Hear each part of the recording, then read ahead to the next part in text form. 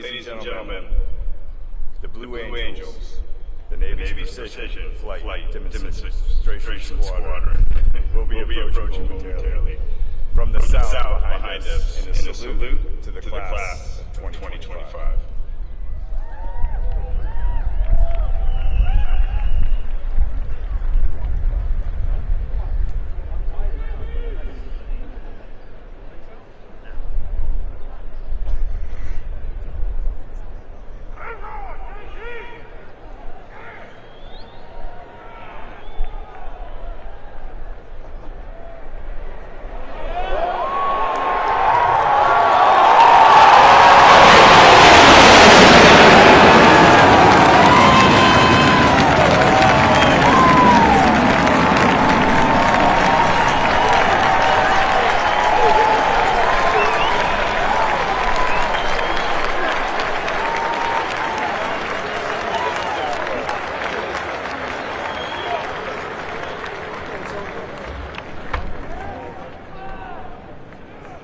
Ladies and gentlemen, we invite all of our guests to remain standing for our national anthem, sung by Midshipman First Class Quinn Gonzalez, and then the Invocation by Captain Maurice Future, Chaplain Corps, United States Navy.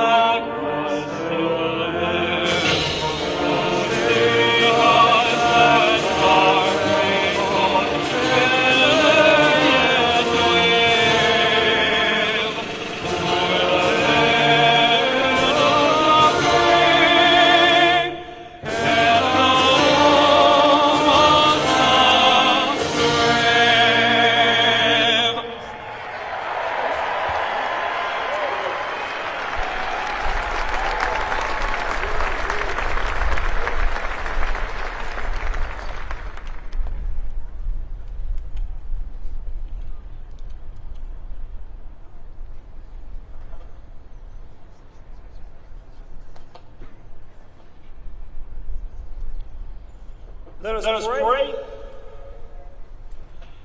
Most gracious and triumphant God, we come to announce to the world that these warriors are ready to fight tonight. For the record reflects they have the moral clarity for the fog of war, the mental agility to outwit the opposition, and more importantly, the spiritual readiness to say on behalf of we the people, of the people, and by the people, that the best is yet to come.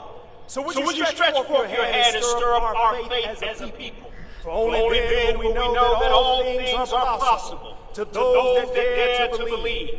Now receive all of your glory, your power, and your honor forever.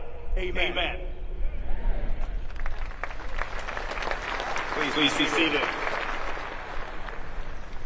Ladies and gentlemen, the 65th Superintendent of the United States Naval Academy, Vice Admiral Yvette M. Davis.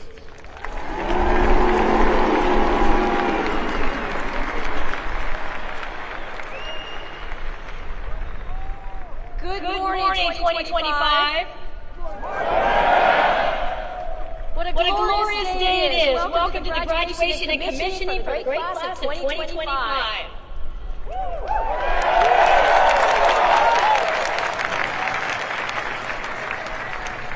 There can be no question about the significance of today. We have the privilege of hosting our Vice President, the Honorable JD Vance, the Secretary of the Navy, Secretary Phelan, the Commandant of the Marine Corps, General Smith, and the Acting Chief of Naval Operations, Admiral Kilby. Also joining us today is Senator Sullivan from the great state of Alaska, a former Marine and the chairman of the Naval Academy Board of Visitors. And esteemed members of the board, Congressman J.D. Vance of Texas, a proud member of the class of '92, and former fighter pilot, and Congressman Derek Van Orden of Wisconsin, retired Navy SEAL. And Congressman Rob President of Pennsylvania is also with us today. Thank you for joining us as we celebrate the class of 2025. I'm honored you could be with us today. Class of 2025, this week has been a whirlwind for you. So please allow yourself a brief moment to take it all in. Look around. Go ahead at your classmates next to you. Now up to the stands. Find your family and friends and sponsor families and loved ones. Give them away.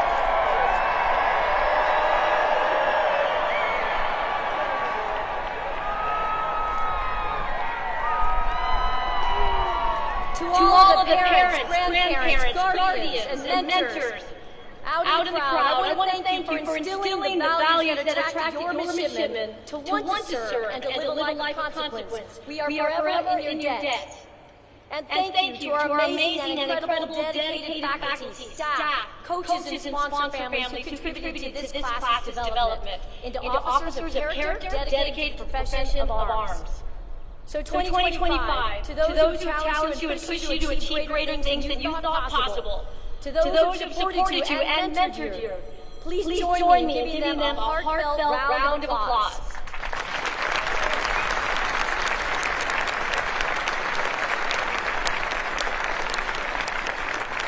And thank you to all who have worked so diligently to set up this beautiful ceremony to make this commissioning week so special. We appreciate you. A special welcome to the members of the class of 1975, 2025, link the chain. 50 years ago, they graduated from our academy, and today they represent that 50-year link and shared heritage for the class of 2025. Thank you, class of 75, for being so active in the lives of these midshipmen since I day, inspiring them with wisdom, insight, and legacy. Now, 2025, I again ask that you look around, but this time, look at the exquisite Navy Marine Corps Memorial Stadium you are in. Around the stadium, you will find the names of several U.S. Navy battles, engagements, and pivotal moments in our history. These names represent the Navy and Marine Corps' legacy from 1775 to 1845 to today. Each and every one of you is now an integral part of that legacy. So 2025, look at these names, and now I want you each to pick one name that you can see, and I want you to remember that name, dedicate that name to memory. That name, it represents more than just a battle, more than just naval tactics, strategy, or historical facts. The name you chose represents hundreds, thousands, or even hundreds of thousands of Americans, sailors, and Marines, naval officers who were once just like you, who rose to answer the call to service, who rose to the challenge of their age, and chose to risk all in the service of others. So 2025, while this stadium is a physical symbol and memorial to our Navy and our Marine Corps, always remember that you are the living legacy. You are the young people of our age who have chosen a life of service. Remember that name, and remember that you are assuming a rich heritage, a great honor, and a sacred obligation. But you have been preparing for this day and the assumption of those incredible responsibilities for the past 1,423 days since I-Day. Although this adventure is coming to a close, you are about to embark on many more. You are heading around the globe to places like Quantico, Pensacola, San Diego, Charleston, Norfolk, to Sasebo, Rhoda, and Hawaii, and to our international classmates who are soon to head home. A special congratulations to you. You each have an incredible future awaiting you. But no, Annapolis will always be here for you, and the Naval Academy will always be your home. And this moment right now, surrounded by your classmates and the legacy of those before you, this moment will be one of those that you will never forget. It will join other fond memories of crawling through mud and over obstacles at sea trials, bearing each other's weight as a team at Herndon twice, and swimming side by side at the first ever shellback ceremony. It will join memories of gloriously leading the Army at every opportunity. Of morning workouts with classmates before the sun is risen, the intensity of finals weeks, of incredible summer trainings across the globe that helped you find your operational calling, to your exceptional academic research capstone projects, and to the world-class musical and theatrical performances that showcase immense talent. And all of those shared experiences culminated today in your commissioning. And while today is the end of one chapter, it's the beginning of your careers as Navy and Marine Corps officers. On I-Day, you represented different corners of our nation and globe with different life circumstances and experiences. But now, at commissioning, you are a proud class of ethical warfighters who better understand the sacred oath you first took 4 years ago and will soon take again today. While we can never know with certainty what the future will hold for you or our country, we do know that you are assuming a vital role. Your sacred obligation to our nation is to be prepared and to make sure that you and those that you lead are ready to both preserve peace and decisively win when called upon. Vice President Vance, Secretary Phelan, Commandant Smith, Acting CNO Kilby, and to all my shipmates out of the fleet, I want to know, the class of 2025 is strong. They are prepared and they are ready.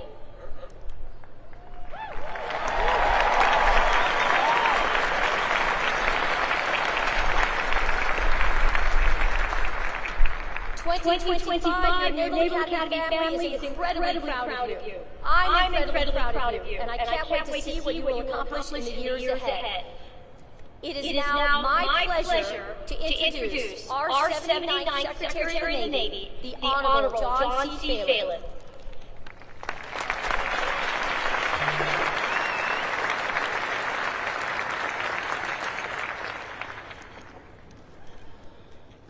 I've been to many events, but this may be the coolest visual I've seen, so congratulations, really awesome.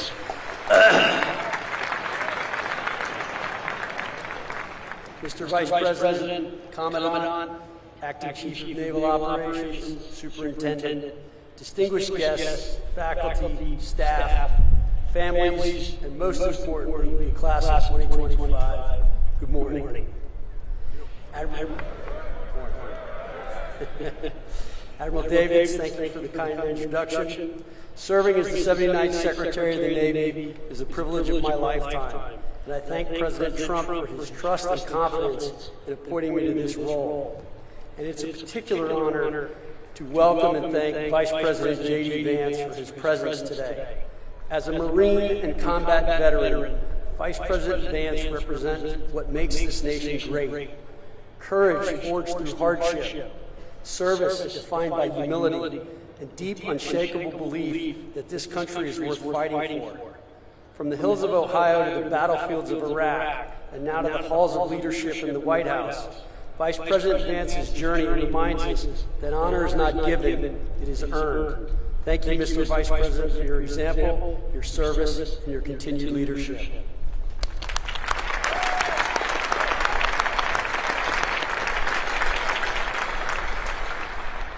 I'm truly honored and humbled to address the newest class of officers who will soon carry the weight of command and the hopes of our nation on their shoulders. You have earned the right to wear the uniform, not merely through the rigor of academics or the trials at Bancroft Hall, but through your daily commitment to something larger than yourselves. Today is a celebration, but it is also a moment of transition. In a matter of days, you will be entrusted with lives, with missions vital to our national security, and with the legacy of those who came before you. From today forward, you are more than midshipmen. You are leaders in the Navy and Marine Corps, officers in a force that stands guard over freedom on every ocean, in every time zone, every hour of every day. That's no small thing, but let me be honest with you. What you're about to step into is not easy. The pace of change is accelerating. The threats are growing more sophisticated. The burden of leadership is heavier than ever, but so is the opportunity. The opportunity to shape the future of naval warfare, the opportunity to lead diverse, talented teams in ways that will define missions and even save lives. The opportunity to be exactly the kind of leader the world needs now. Smart, grounded, resilient, humble, and courageous. What will define you from this moment on is not your commission or your class rank or even your service selection. What will define you is how you lead when the pressure is on, when the plan falls apart, when lives are at stake, and when everyone around you looks to you for calm and courage. Leadership is never about you, it's about those you serve. General John Lejeune had it right when he said the relationship between officers and enlisted must be like teacher and scholar, not superior and inferior. Your people will teach you more than you expect. Respect that. Learn from them. Lead them well. You are not simply to give orders. You are to grow those under your command into something better. Instill in them the core values of honor, courage, and commitment. Not just with words, but through example. Now, a quick word about values. Honor, courage, commitment. These aren't just words etched on academy walls or printed in manuals. They are your compass. And in a future filled with new technologies, cyber threats, and global instability, character will matter more than ever. You are inheriting a fleet that sails in a world full of complexity and consequence. We face adversaries who test the rule-based order at sea. We operate in an environment where innovation moves at the speed of relevance, and we must be agile, accountable, and adaptive, because lethality is just not about firepower. It is about clarity of purpose, efficiency of action, and unity of command. Admiral Rickover, father of the nuclear navy, once said, "Responsibility is a unique concept. You may share it with others, but your portion is not diminished. You cannot delegate accountability. When the mission falters, your name is on the line. When it succeeds, share the credit. That is leadership. There will be days when you'll feel the weight or burden of leadership. That's natural. But on those days, remember this: you are not alone. You stand on the shoulders of those who came before you, and beside shipmates who will have your back in ways that will stay with you for the rest of your life. You are stepping into a future that will test you. But I believe, we believe, the American people believe you are ready. Ready to innovate, ready to inspire, ready to lead in a Navy and Marine Corps that is evolving, modernizing, and building a more lethal, adaptable, and resilient force. You are the future of that force. So take pride in what you've achieved, take responsibility for what comes next, and take care of those you are privileged to lead. Your commission is more than a contract. It is a covenant with the American people. They trust you to defend this nation with honor, to wield power with restraint, and to lead with integrity even when no one is watching.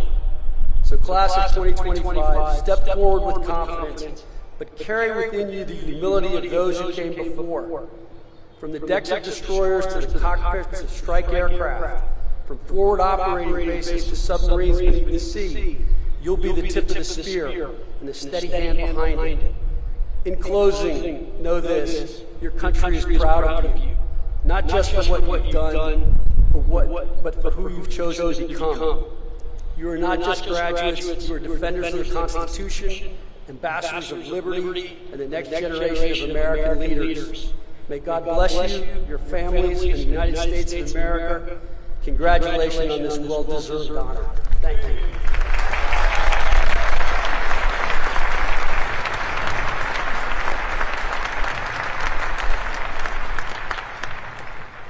Ladies and gentlemen, it is my honor to introduce the 50th Vice President of the United States, the Honorable JD Vance.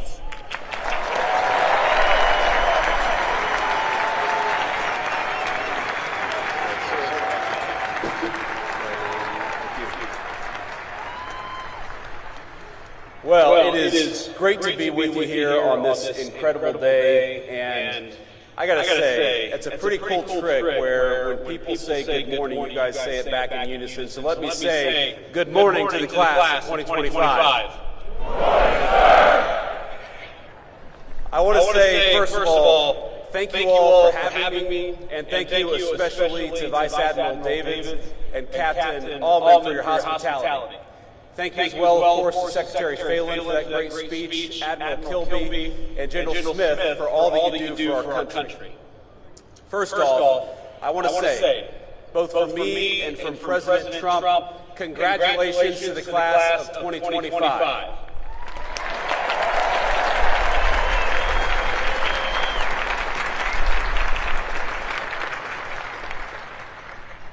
I want to say congratulations not just to you all, because you all certainly earned a great honor, but congratulations to the families, the friends, the faculty, plus the other midshipmen and service members who join us on this beautiful morning and share in this incredible day.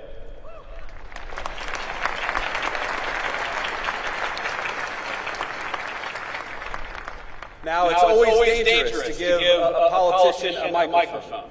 But I know that I am one of the very last things standing between you and your mission and your diploma. And so, out of respect, I just want you to know that this is only going to be a 3.5 to 4 hour speech. I hope you all brought your sunscreen, because it's bright out here. But today is such an incredible day for you. Tonight, you'll celebrate in the finest tradition of the United States Naval Academy with great food and, of course, maybe a little drink.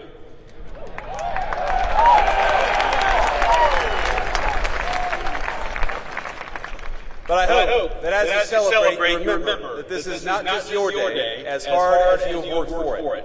This day belongs to parents, grandparents, aunts, uncles, teachers, brothers, sisters, and so many others. You, all of you, are the product of an incredible legacy. People who worked hard to give you a good education, food on the table, and a sense of possibility. People who took you to church, to practices, to tutoring sessions. People who prayed for you when you struggled and celebrated with you at moments just like today. Most of you are fortunate enough to have someone here to celebrate with you. Some of you don't. But whether they are here with you or not, the very best piece of advice I can give you is to begin your life in the fleet with the spirit of gratitude. Be thankful for all the people gathered here today and those who aren't, because they made you who you are, and they got you where you are today.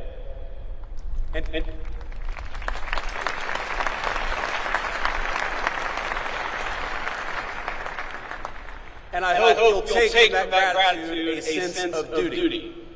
You owe it to the American people, to yourselves, but most of all to the people who sacrificed so hard to get you here. You owe it to them to do the best job you can, and I know that is exactly what you're going to do.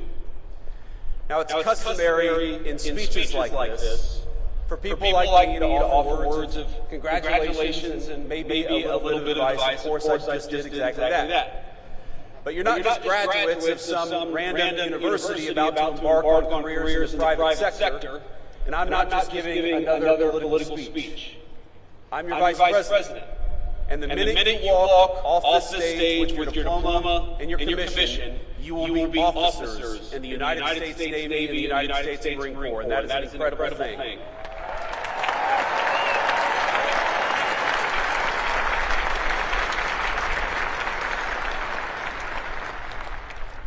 You will be leaders of men and women in our armed forces. So while President Trump and I congratulate you on this incredible achievement, I also thought it would be appropriate to tell you a bit about how the President and I think of your mission in this new and very dangerous era for our country. Now, last week, the President took a very historic trip to the Middle East, meeting with heads of state in Qatar, Saudi Arabia, and the United Arab Emirates. Most of the headlines focused on the trillions of dollars of new investment the President secured for our country, and that's, of course, an important thing. But I actually think the most significant part of that trip is that it signified the end of a decades-long approach in foreign policy that I think was a break from the precedent set by our founding fathers. We had a long experiment in our foreign policy that traded national defense and the maintenance of our alliances for nation building and meddling in foreign countries' affairs, even when those foreign countries had very little to do with core American interests. What we're seeing from President Trump is a generational shift in policy, with profound implications for the job that each and every one of you will be asked to do. Now, following the collapse of the Soviet Union, our policymakers assumed that American primacy on the world stage was guaranteed. For a brief time, we were a superpower without any peer. Nor did we believe any foreign nation could possibly rise to compete with the United States of America. And so our leaders traded hard power for soft power. We stopped making things, everything from cars to computers to the weapons of war, like the ships that guard our waters and the weapons that you will use in the future. Why do we do that? Well, too many of us believe that economic integration would naturally lead to peace by making countries like the People's Republic of China more like the United States. Over time, we were told the world would converge toward a uniform set of bland, secular, universal ideals, regardless of culture or country. And those that didn't want to converge, well, our policymakers would make it their goal to force them by any means necessary. So instead of devoting our energies to responding to the rise of near-peer competitors like China, our leaders pursued what they assumed would be easy jobs for the world's preeminent superpower. How hard could it be to build a few democracies in the Middle East? Well, almost impossibly hard, it turns out, and unbelievably costly. And it wasn't our politicians who bore the consequences of such a profound miscalculation. It was the American people, to the tune of trillions of dollars, but more than anyone, it was borne by the people who were in your shoes just a few short years ago, by our service members and their families. The tens of thousands of warfighters who sacrificed precious time, energy, and in some cases their very lives in the line of duty. They are the ones who bore the cost of past failure. Our leaders abandoned clearly stated strategic goals for lofty, often incoherent abstractions. This is how, for example, we wound up chasing a $230 million pier in Gaza that worked for a grand total of 20 days while injuring over 60 American service members in the construction and maintenance of that pier. Our government took its eye off the ball of great power competition and preparing to take on a peer adversary, and instead we devoted ourselves to sprawling, amorphous tasks like searching for new terrorists to take out while building up faraway regimes. Now, I want to be clear. The Trump administration has reversed course. No more undefined missions. No more open-ended conflicts. We're returning to a strategy grounded in realism and protecting our core national interests. Now, this doesn't mean that we ignore threats, but it means that we approach them with discipline, and that when we send you to war, we do it with a very specific set of goals in mind. And consider how this played out in just the last major conflict we engaged in with the Houthis over in the Middle East. We went in with a clear diplomatic goal, not to enmesh our service members in a prolonged conflict with a non-state actor, but to secure American freedom of navigation by forcing the Houthis to stop attacking American ships. And that's exactly what we did.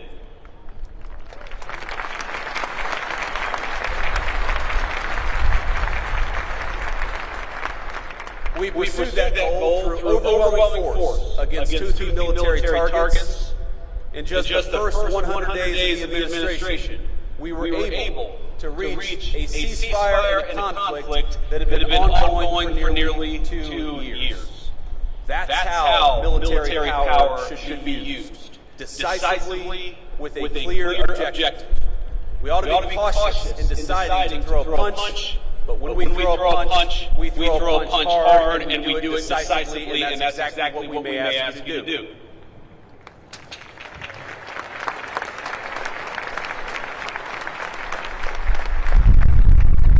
Now that shift in thinking from ideological crusades to a principled foreign policy will help restore the credibility of American deterrence in 2025 and beyond. With the Trump administration, our adversaries now know when the United States sets a red line, it will be enforced. And when we engage, we do so with purpose, with superior force, with superior weapons, and with the best people anywhere in the world.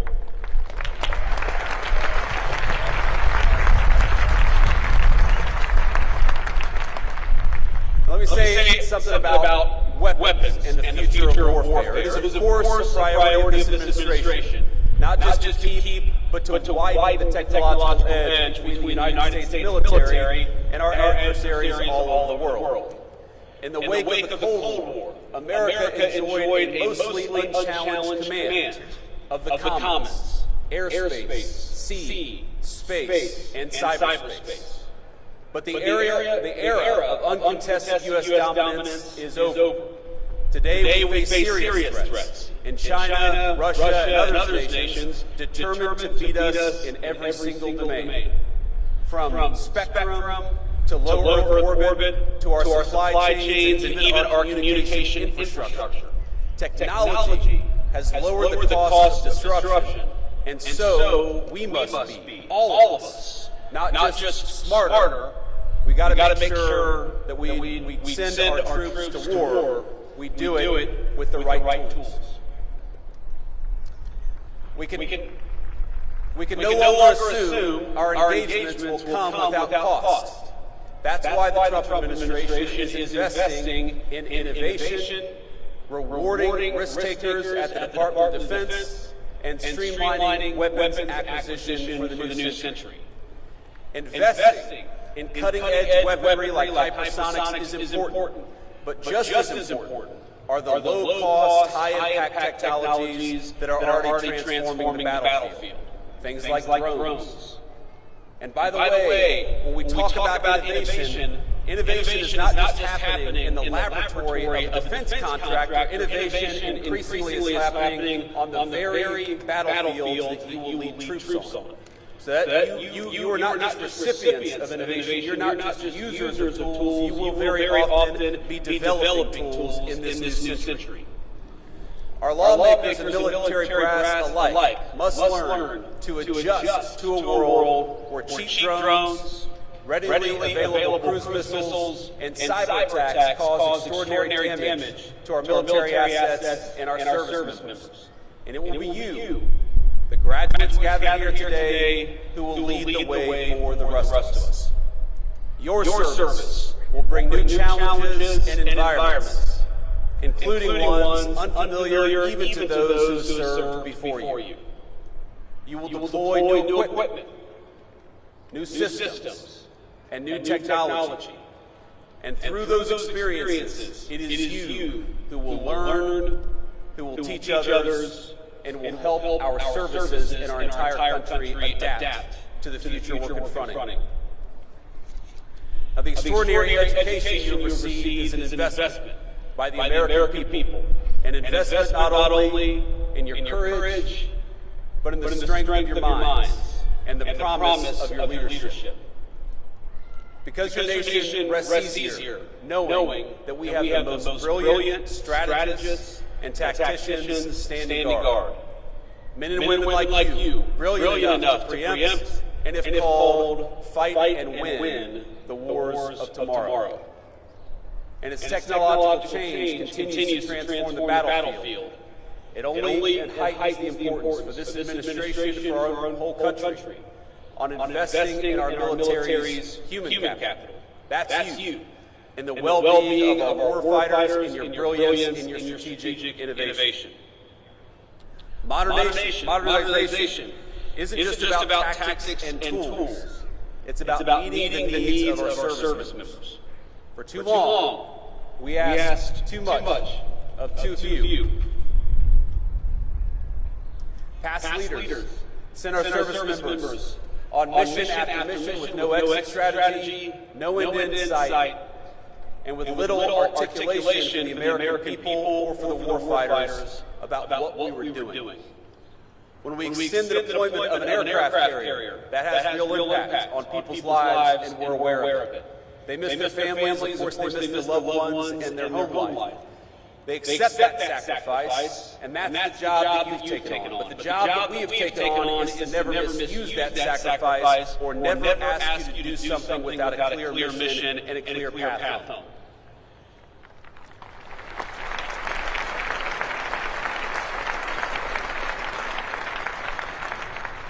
The Trump administration recognizes that our most valuable resources, it's you.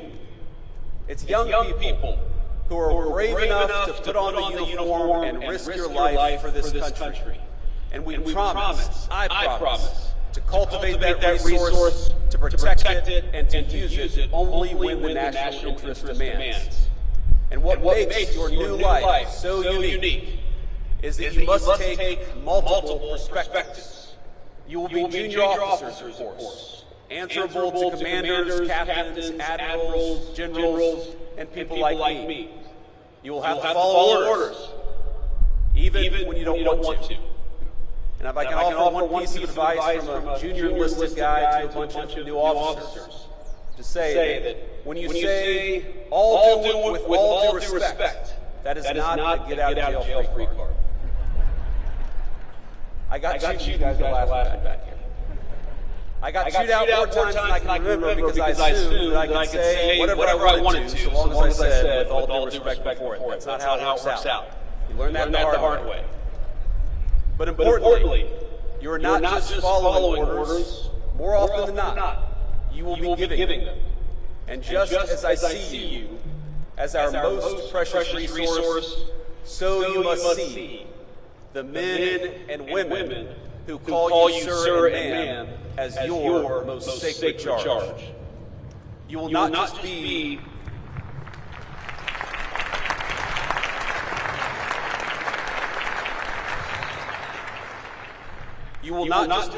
another boss. You will counsel them through triumph and tragedy. You will learn that there is no clear line between personal and professional for officers in the Navy and Marine Corps. But I encourage you to see them not just as people who must follow your orders, but as leaders in their own right, with incredible wisdom and incredible potential. Now this is shocking to think about, but there are senior enlisted people who started their careers in the Navy or the Marine Corps before you were born, who will call you sir and ma'am and follow your orders. Think about what an incredible honor that is. And think about what an incredible opportunity it is, not just to lead these men and women, but also to learn from these men and women. And that is the task before you.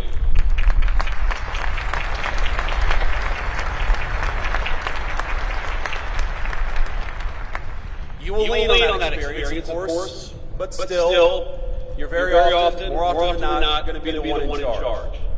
That is an honor, but it's a responsibility that ought to give you chills.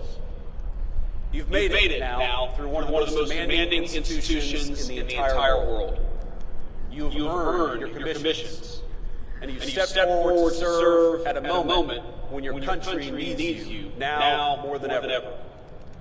But you're stepping into gigantic shoes, and it's worth taking stock of that as you prepare to receive your commission. Those of us who served know that graduates of the Naval Academy, they have a certain energy, a certain aura, a certain respect when they're out there in the fleet. Let me just give you an example. Today is your day, of course, and you should celebrate. But in 3 days, the President and I will lead the most solemn occasion in our nation, Memorial Day at Arlington Cemetery. You'll learn, as I have, that when people say things like Happy Memorial Day, you appreciate the sentiment behind it, but you know that it's wrong. Because Memorial Day is not a happy day. And Memorial Day is not for those who served and came home. It is for those who served and didn't. Every Memorial Day, I think about a graduate of this institution, Major Megan McClung. She was an officer I served with, who was bright, tough, and incredibly dedicated to her job. She arrived in Iraq not long after me and was killed in action not long after that. She loved this institution. And like so many that came before her, she built on its legacy in the way that she served her country. Now, there are so many stories of great service in this institution. I look at these signs on this stadium, Belleau Wood, Midway, Guadalcanal. These are battles I read about in history books or learned about when I was a United States Marine. If you just try to read a list of the people who served after graduating from this institution, the list is almost so long you can't get through it. Senior leaders, Commandants of the Marine Corps, Chiefs of Naval Operations, astronauts, great business leaders, and even a few lowly politicians have graduated from the United States Naval Academy. Their service is an incredible legacy that they have passed on to you. And you are the bridge that connects the incredible heritage of this institution to the future duties and responsibilities your country needs you to perform. That's an incredible honor, but it's also an incredible responsibility, and I hope you take it seriously. People will look at you as graduates of the Naval Academy in a different way than they look at most of the people that you will meet every single day. They will look at you that way, yes, because you worked hard, and yes, because you deserve this day, but they will also look at you differently because you stand on the shoulders of giants. And 20, 30, or 40 years from now, there are giants there are people who are going to be standing on your shoulders. So please remember that. Please take it seriously, and please recognize that you become part of a brotherhood and sisterhood that will enable you to do great things, that will support you as you do them, but will ask you to give back as you should in return. You are the inheritors of a national tradition dating back 250 years. It began with John Paul Jones, and the founders of this country asked the United States Navy to take on the most powerful Navy on Earth, and we won. Our first patriots knew the stakes. They did not seek out war. They did everything they could to advocate and petition for their own liberties. But when the time came, they raised the military, they raised the Navy, and they fought like hell. Their examples lives on in all of you. In their courage, we see the roots of your calling to be strong but not reckless, to seek peace but never at the expense of liberty, to hold firm to your convictions, even when the cost is high. Now, I want to say to all of you, I've been Vice President for all of about 120 days. And this summer, I will celebrate my 41st birthday. But I have never, in those 41 years, been so proud as I am today. To honor you, to celebrate you, and to congratulate you on a job well done.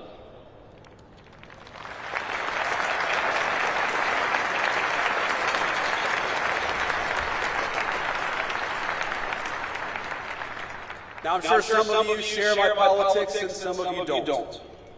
But I know today I speak for a grateful nation when I say we are rooting for you. Naval Academy Class of 25, we are proud of you, and we depend on you. Congratulations, Godspeed, and do great work.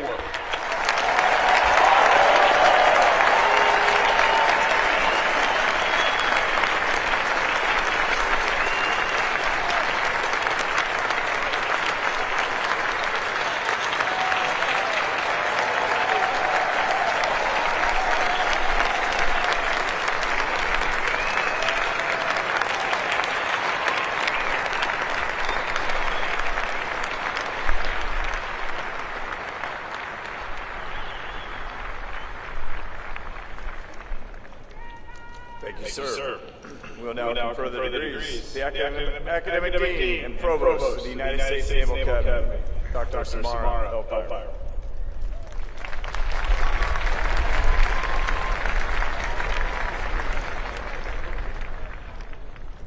Successfully completing the requirements and demands of a Naval Academy education is no small feat.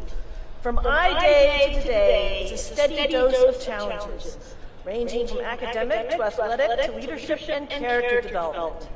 I have no doubt that each of you has been challenged, perhaps in ways you never thought you would or to levels that you never thought you could achieve.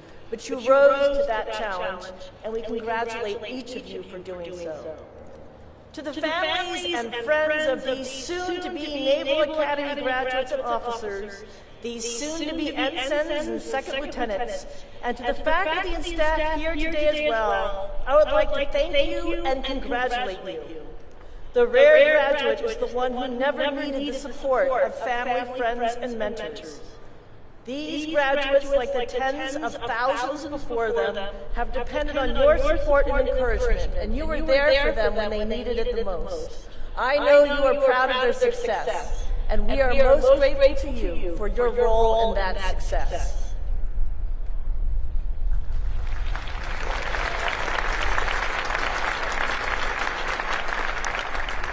Candidates, please rise.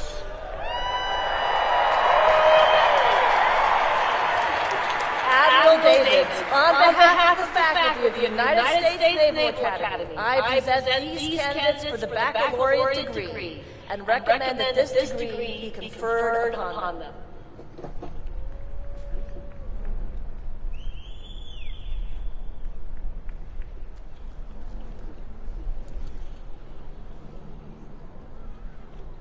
As you have successfully completed your course of study at the United States Naval Academy and have been recommended by the Academic Board as Superintendent of the United States Naval Academy and by virtue of the authority vested in me by the Congress of the United States, I confer upon each of you the baccalaureate degree with all rights and privileges thereunto pertaining.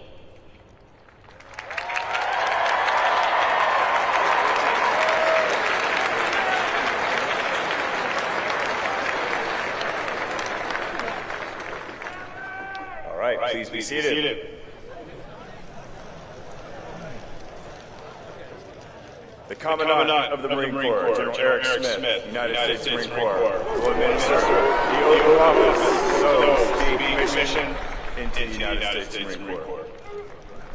General Smith, I present 257 midshipmen of the graduating class of 2025 to be commissioned in the Marine Corps.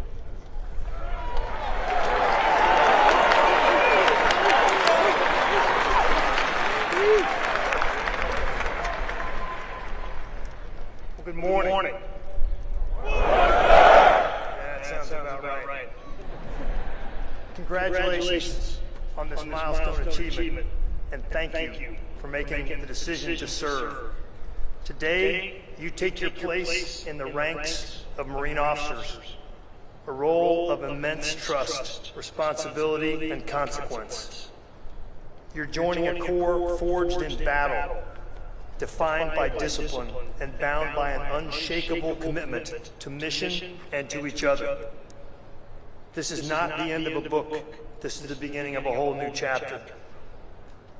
From this day forward, you are accountable for the lives, welfare, and success of the Marines you will lead. We don't lose. We're United States Marines.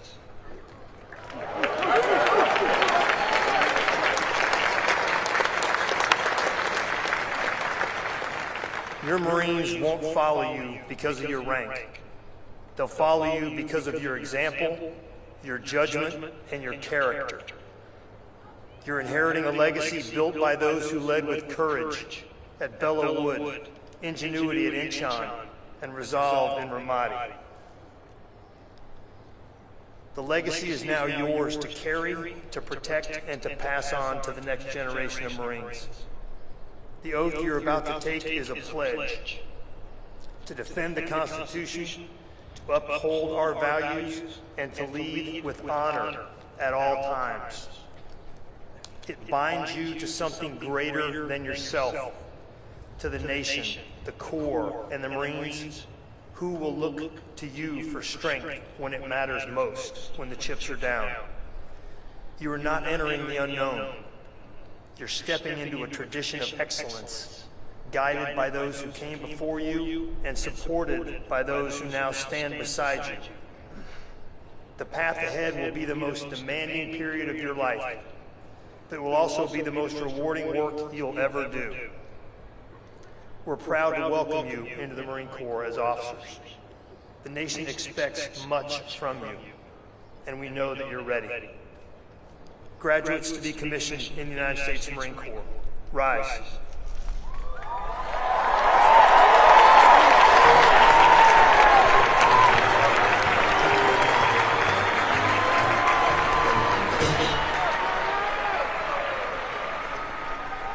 Raise your right hands.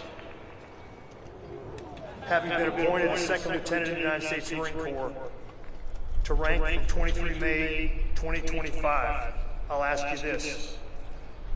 Do you hereby accept such appointment? And do you solemnly swear that you will support and defend the Constitution of the United States against all enemies, foreign and domestic? That you will bear true faith and allegiance to the same? That you take this obligation freely, without any mental reservation or purpose of evasion, and that you will well and faithfully discharge the duties of the office on which you are about to enter, so help you God.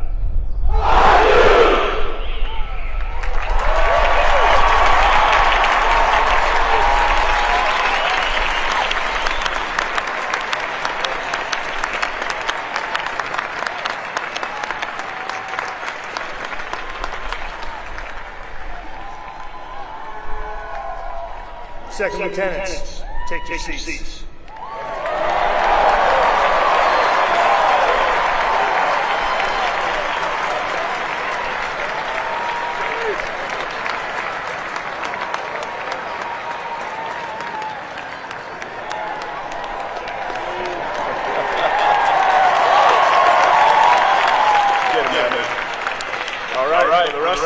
The Acting Chief of Naval Operations, Admiral Kilby, United States Navy, will administer the oath of office to those being commissioned into the United States Navy. Admiral Kilby, I present 764 midshipmen of the graduating class to be commissioned into the Navy.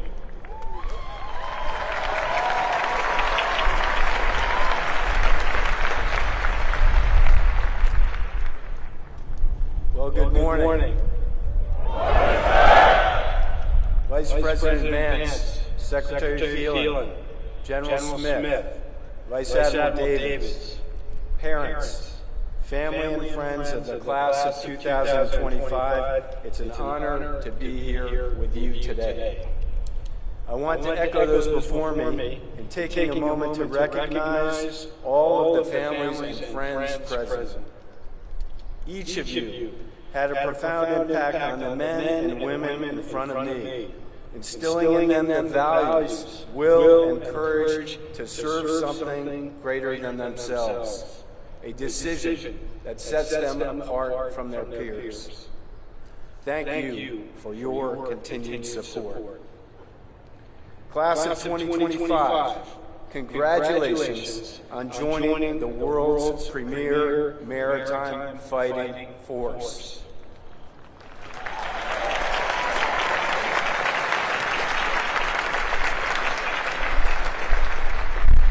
For 250 years, the United States Navy has provided our nation with the sea power and sea control needed to preserve our security, prosperity, and economic wealth. This year has been no different.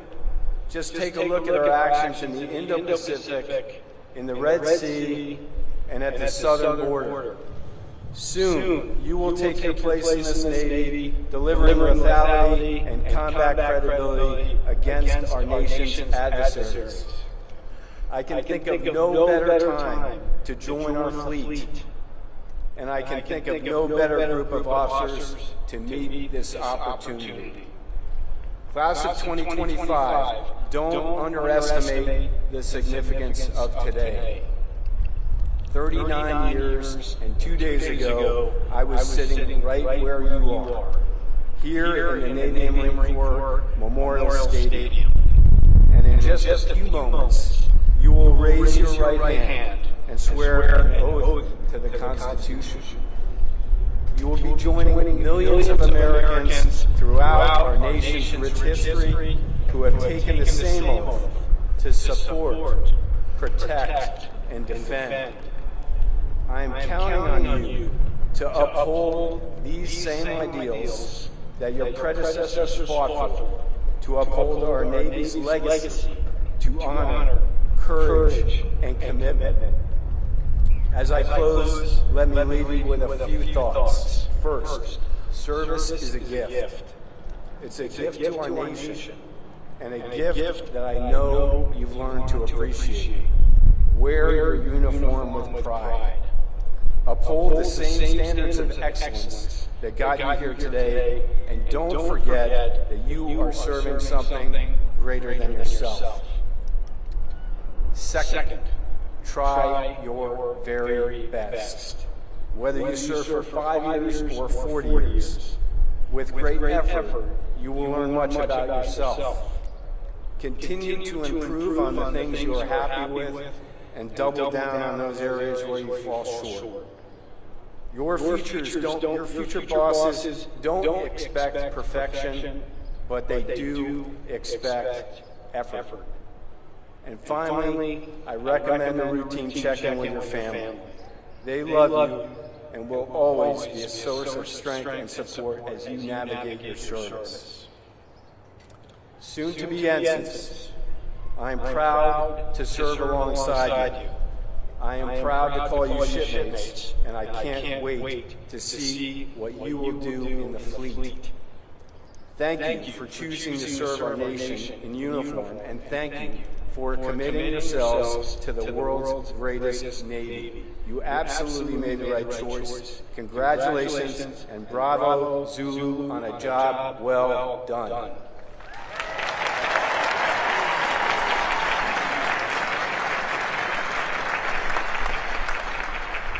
Graduates to be commissioned in the United States Navy, please rise.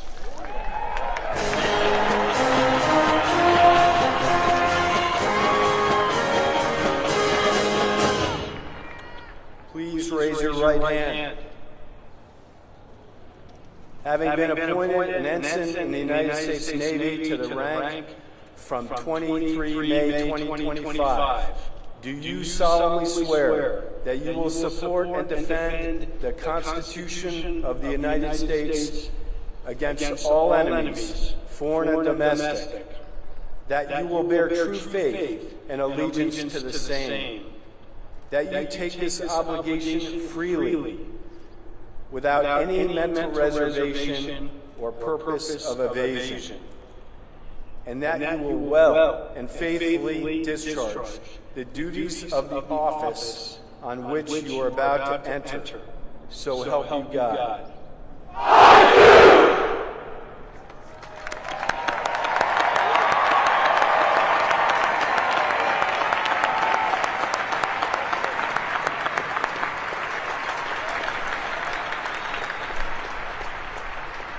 Ensigns, seats.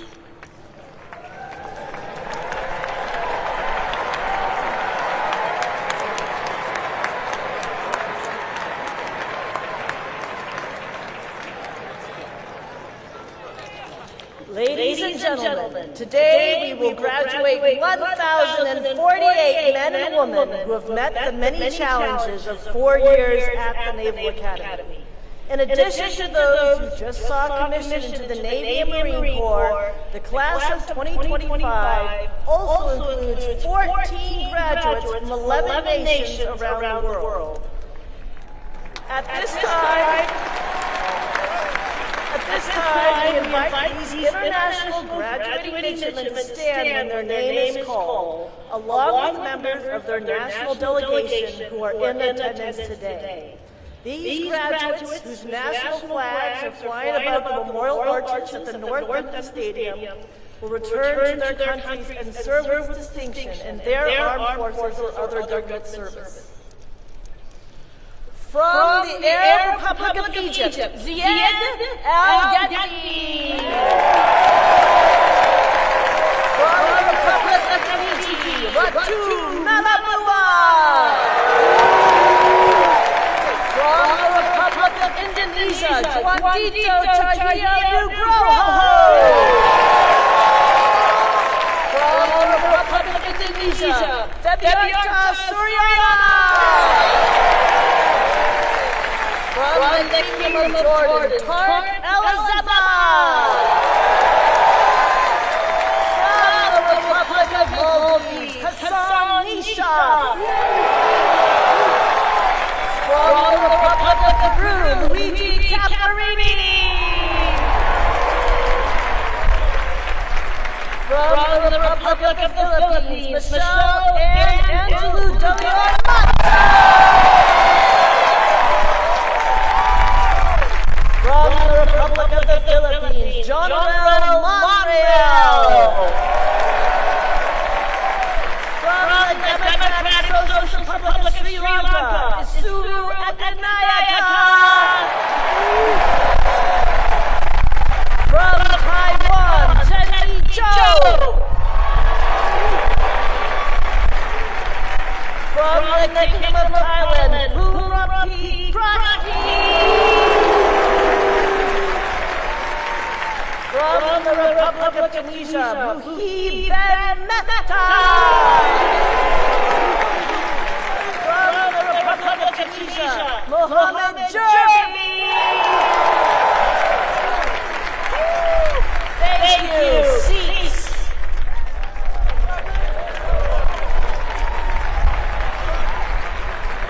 Today's graduates join the more than 90,000 men and women who have graduated from the Naval Academy since its founding in 1845. As part of our graduation ceremony today, members of the Naval Academy class that preceded this year's graduates by 50 years will honor this continuing chain of Naval Academy graduates by presenting engraved ensign or second lieutenant uniform devices to the class of 2025. Several members of the class of 1975 are listed in your program and are here today to participate in this special recognition of Naval Academy graduates' contributions across the decades. Please join me in recognizing and applauding these distinguished graduates.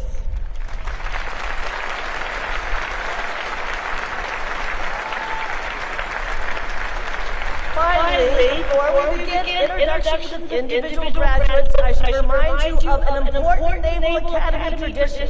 The parents and friends of each graduate are invited to stand when that graduate's name is called. And that way we can recognize your contribution to the achievement of these fine young men and women.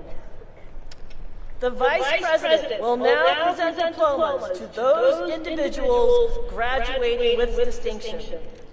Those members of the class of 2025 graduating with distinction, please rise.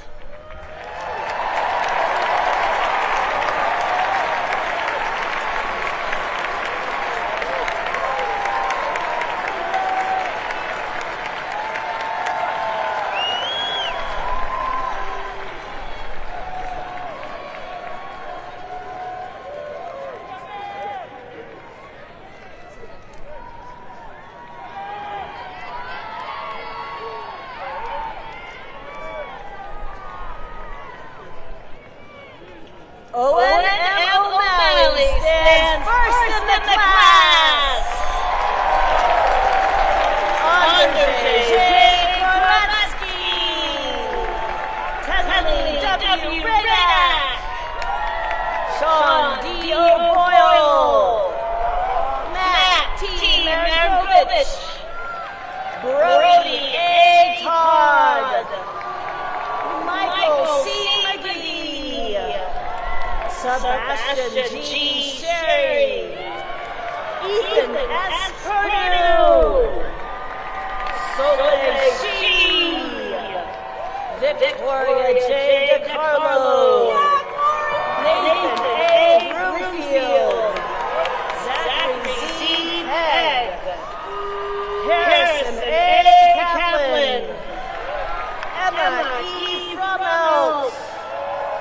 Connor W. Pettigrew, Reese and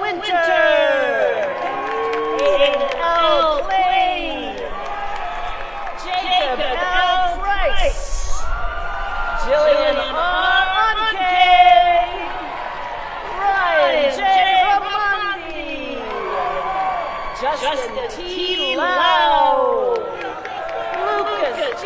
Spiro, Molly M. Tressler, Joshua B.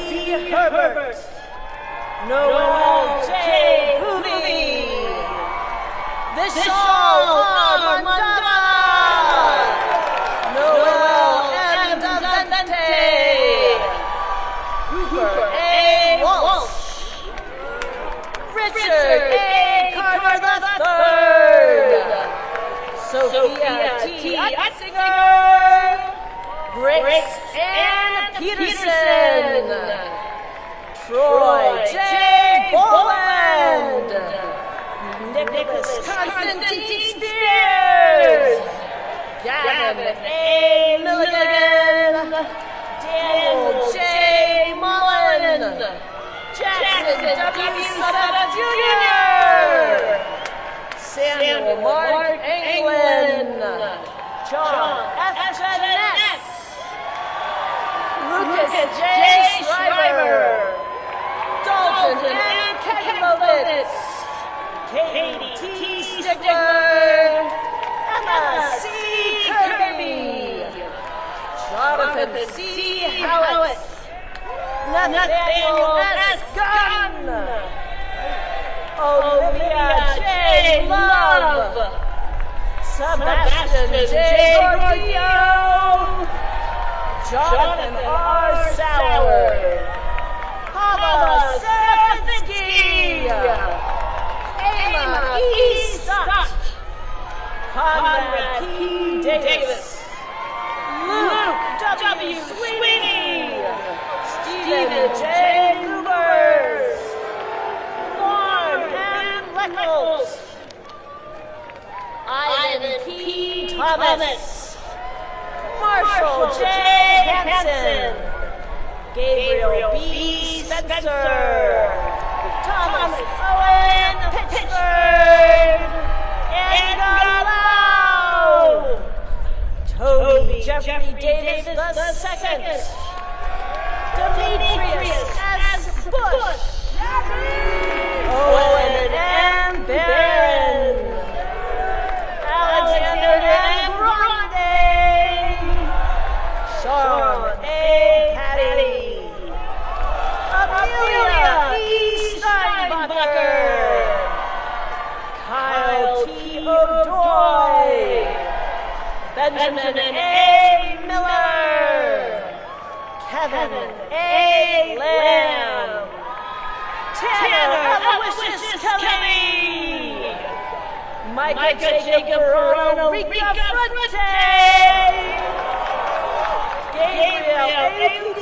Wen, Andrew W. Fiftel, Samuel J. Beatty, Matthew Brian Coleman, Walker H. Fresh,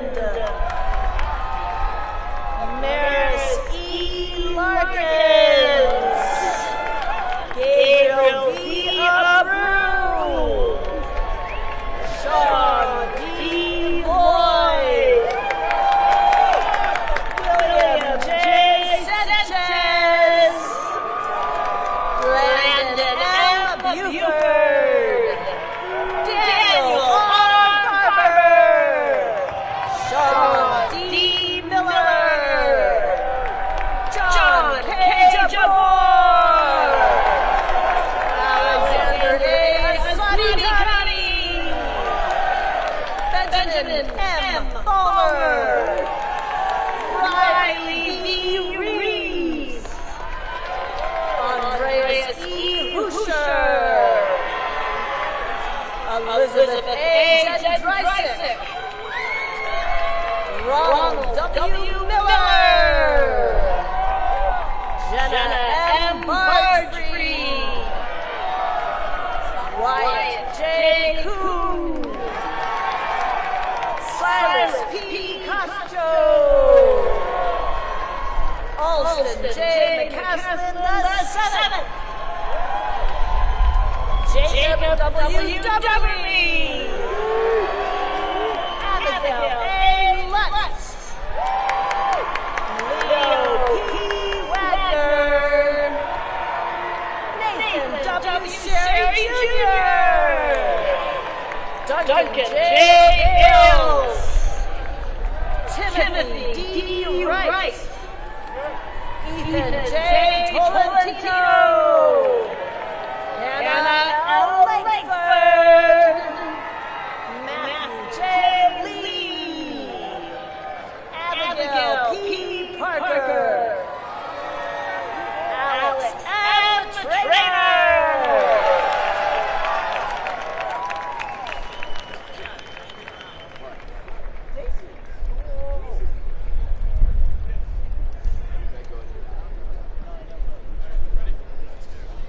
The Vice President, the Secretary of the Navy, the Acting Chief of Naval Operations, the Commandant of the Marine Corps, the Superintendent, and the Commandant of Midland will now present diplomas to members of the graduating class individually by company.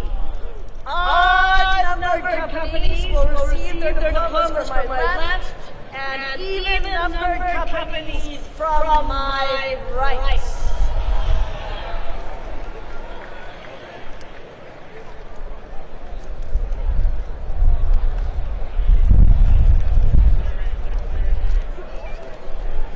From the first company, Sanjana Basumale.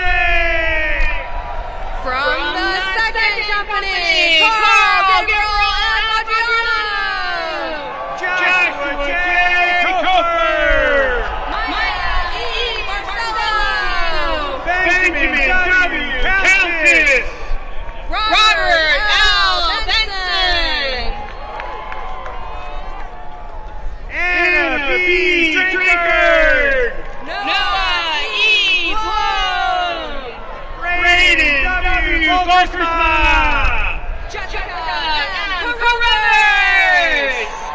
Daniel C. Frey. Elizabeth J. Cermak. Luke F. Casper. Gavin J. Choi. Piper N. Geisler. Luke V. Dixon. Amber C. Hutchins. Nathan Y. Faust. William G. Holsinger. Creedon G. Bolger. Julia R. Horton. Wyatt W. Lee. Sean S. Jonathan. Devin K. Gordon. Tyler S. Kasawagi. Anthony W. Harrington. Jude M. Frick. Haley N. Austin. Joseph S. Lee. Rock C. Houston.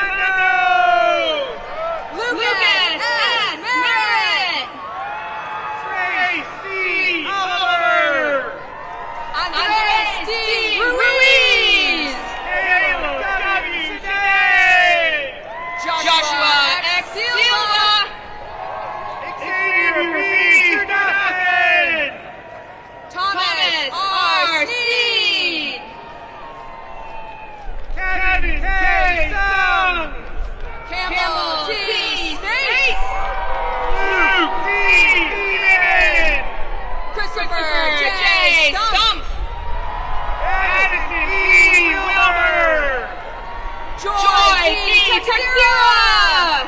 Ursula C. Wise. Tyler D. Villa! From the third company, Ray J. Bean.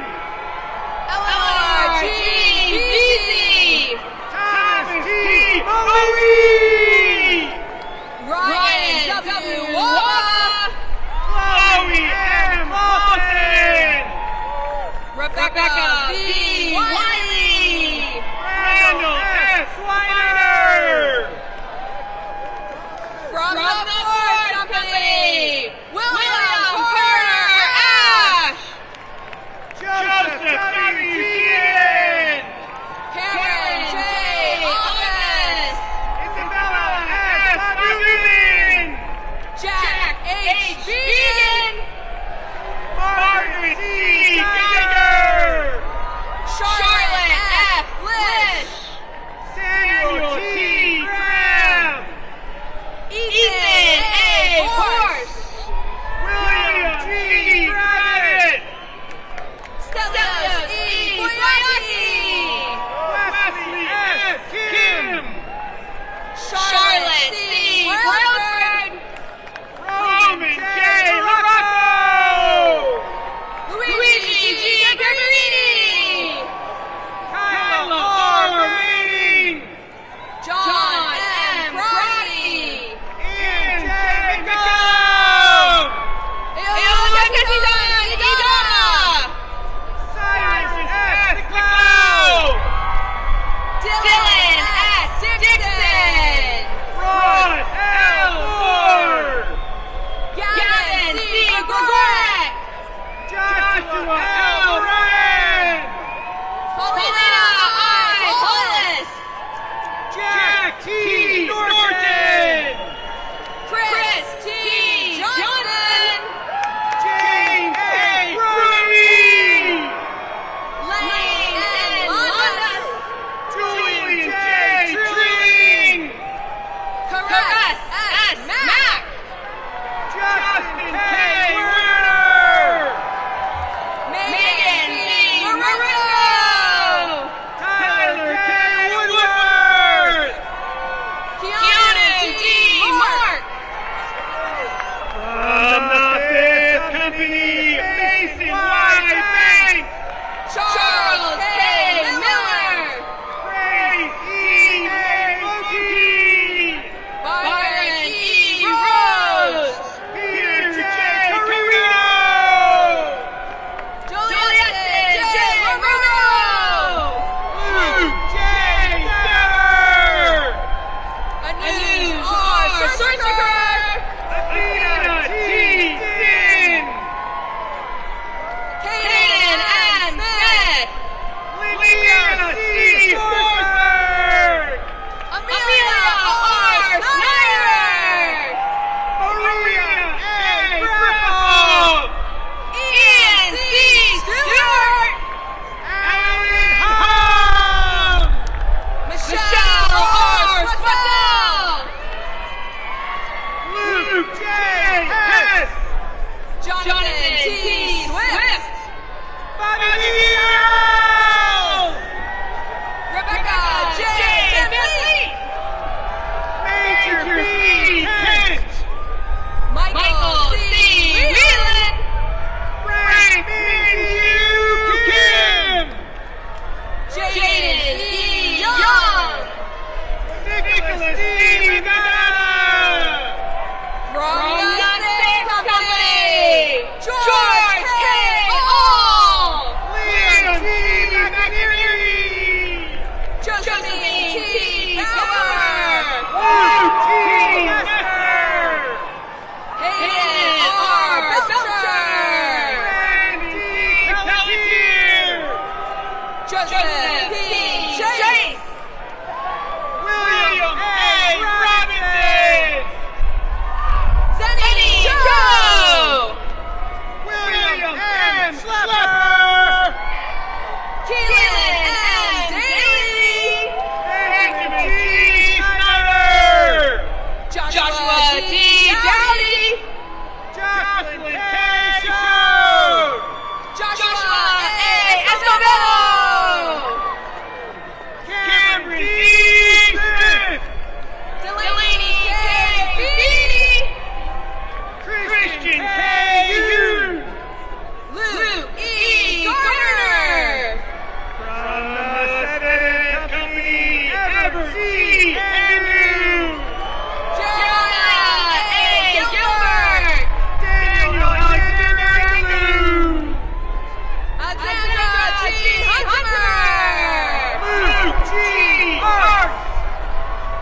Joseph L. Hurt. Sean L. Hughes. Peyton A. Jankowski. Evan S. Roderick. Alexandra A. Kwasinski. Martel L. Carruthers. Johanna K. Lim.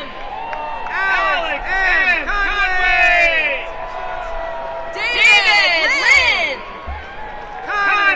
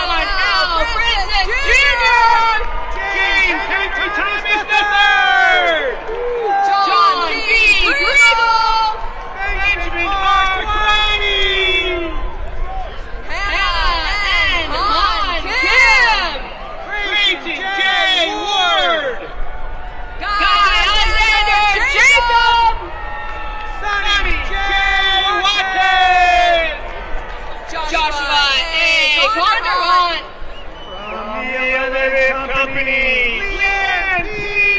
Beckman, Miller R. Lambert, A.J. Fair, Emma G. Munson, Dayton E. Palos, Ramon Mendoza, Evan A. Brown, Zoe M. Moore, Gavin S. Buchanan, Joseph J. Moraja, Noah M. Chavez, Sarah A. Owens, Jackson R. Birch, Maxwell T. Castell, Sebastian A. Gordon, Alexa N. Riddle, Amin K. Hassan, Thomas A. Scully, Lauren I. Leonard, Bowen S. Shortwood, Diana Martinez, Nathan C. Smith, Hannah L. McCarthy, Tyler J. Sweat, Ratu O. Malamua, and B. Williams Jr. Jameson Diego Meyer, From Wells Company, Apollo C. Bertram, Connor M. Munson, William L. Camp, Trenton X. Parker, Tyler T. Casey, Joseph A. Payton, Naomi Chow, Liam A. Pahenis, Christopher R. Gordner, Carson O. Radu, Julia M. Davidson, Cole J. Rosenfeld, Kavan R. Davis, Caroline C. Thurlby, Isuru Kulabi Yaka, Mariana C. Vera, Paulina I.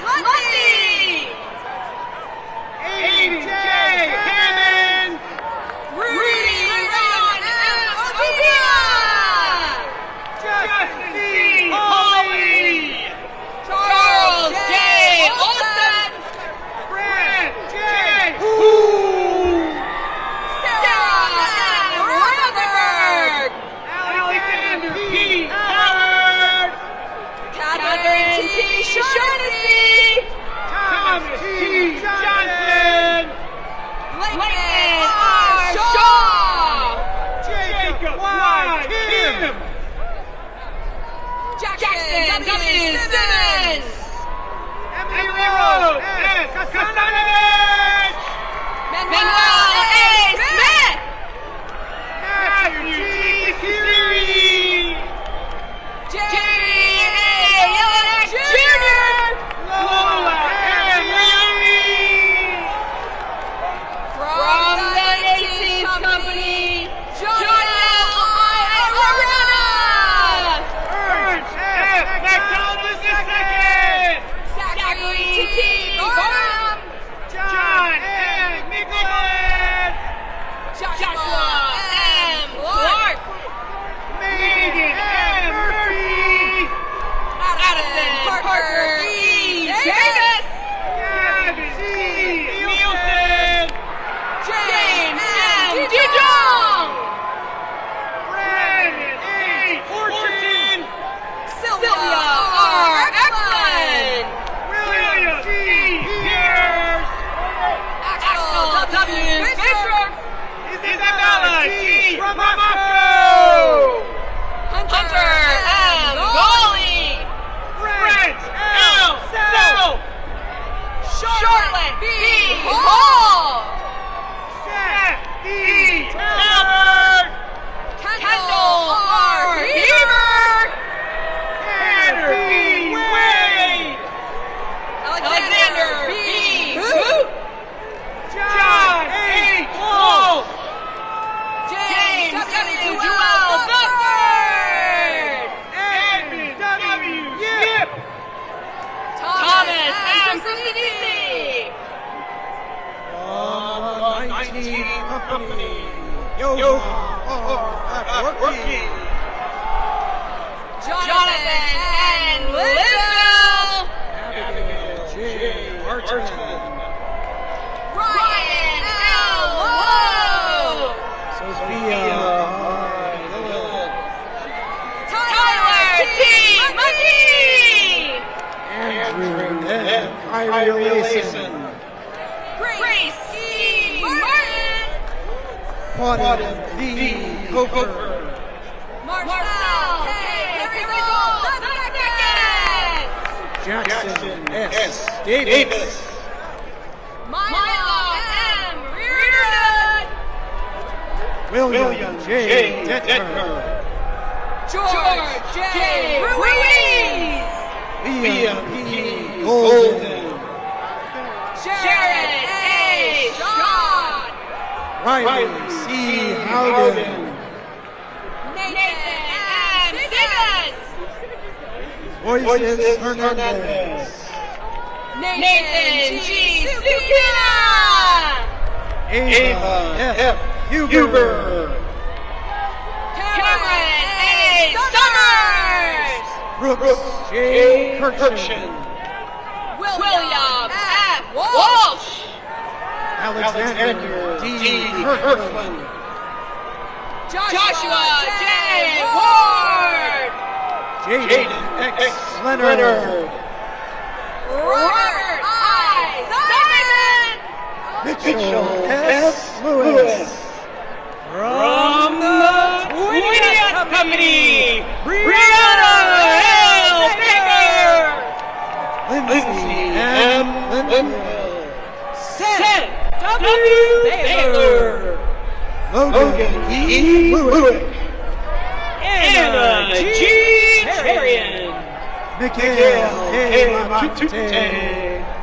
Danielle Hardtime. Linda B. Bissett. Grant D. Glasgow. Eric M. Nordquist. William S. Goldsberry. Emily K. Tannenbaum. Kellen R. Luke A. Terrell. Caleb L. Richard P. Barrier IV. Jenna Hernandez. Noah B. Ward. Enoch J. From the 21st Company, James R. Adams. Keanu R. Manuel. Micah H. Evans. Michael B. Marconi. Natanis T. Gaver. Sarah C. Moore. Ellen O. Hahn.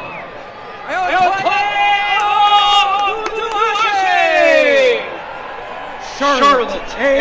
Hill. Donald O. Bowman. Michael K. Cullimore. Peyton M. Hunted. Christian C. Kier. Lane M. Rivera. Daniel S. Kim. Christopher E. Robertson. Joshua J. Kim. Jordan L. Andrews. Joseph R. Libby. Addison G. Schofield. Cody S. Little. Carson J. Slope. Dominic J. Madigan. Murphy M. Smith. Peter T. Mitchell. Fabiana Seriana. Mackenzie B. Moore. From the 22nd Company, Yvette Ayala. Tristram R. Ward Jr. Charles E. Brady. Sidney A. Mowry. Angelina White-Chain. Vanessa E. Munoz. Benjamin C. David. Doris C. Nelson. Jack T. Finnegan. Austin D. Payne. Colby K. Rose. Caitlin Capillo Pepin. Anthony J. Ha. Ryan J. Rajapaksa. Sean E. Harris. Andrew L. Rudd. Jeremy R. Eaton. Maurice Paulo B. Salion. Ben J. Huffman. Alex E. Sanchez. Cecilia P.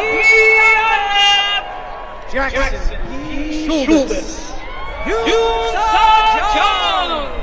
Sophia M. Stocker. Bruce C. Hoffman. William E. Webb. Elizabeth A. Kelly. Abigail H. Yost. Brandon J. Boom. W. Forrest York. Rodrigo Milan. From the 23rd Company. Round H. Bedard. Janelle Monreal. Joseph E. Camuso. Cole M. Ellis. Keegan R. Carey. Joshua D. Haas. Darius D. Dix. Jaheim A. Scott. James P. Flanagan Jr. Alexis Smith. Madison N. Gamble. Bennett M. Stedler. Andrew H. Hare. Turner B. Step. David P. Hill. Victoria Trevino. Connell T. Ornelas. Jordan Uriah. Jillian B. Hugh. Connor J. Walcott. Camden C. Johnson. John Luke Warner. Abigail M. Kim. From the 24th Company, Kylie Ibatar. Thomas F. Palmer. Joseph P. Hill. Joshua A. Hill. Muhid Benefta. Mimi W. Connor M. Cranfield. Caroline M. Meadows. Leonard Cummings III. Dennis J. Boynton Third, John G. Freeman.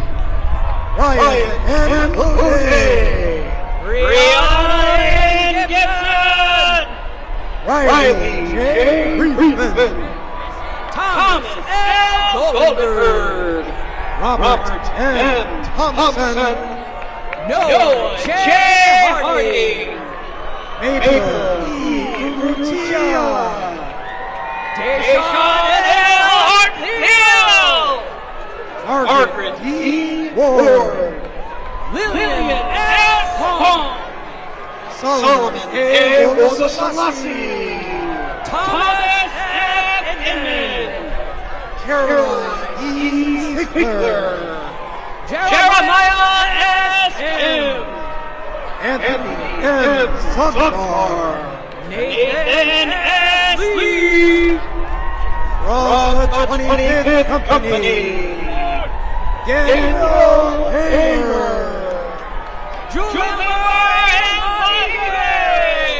Isaac E. Abbott. John L. Mendes. Owen S. Archer. David A. Mendoza. Thomas D. Chase Jr. Isabella Tina Volio. Riley W. Claudice.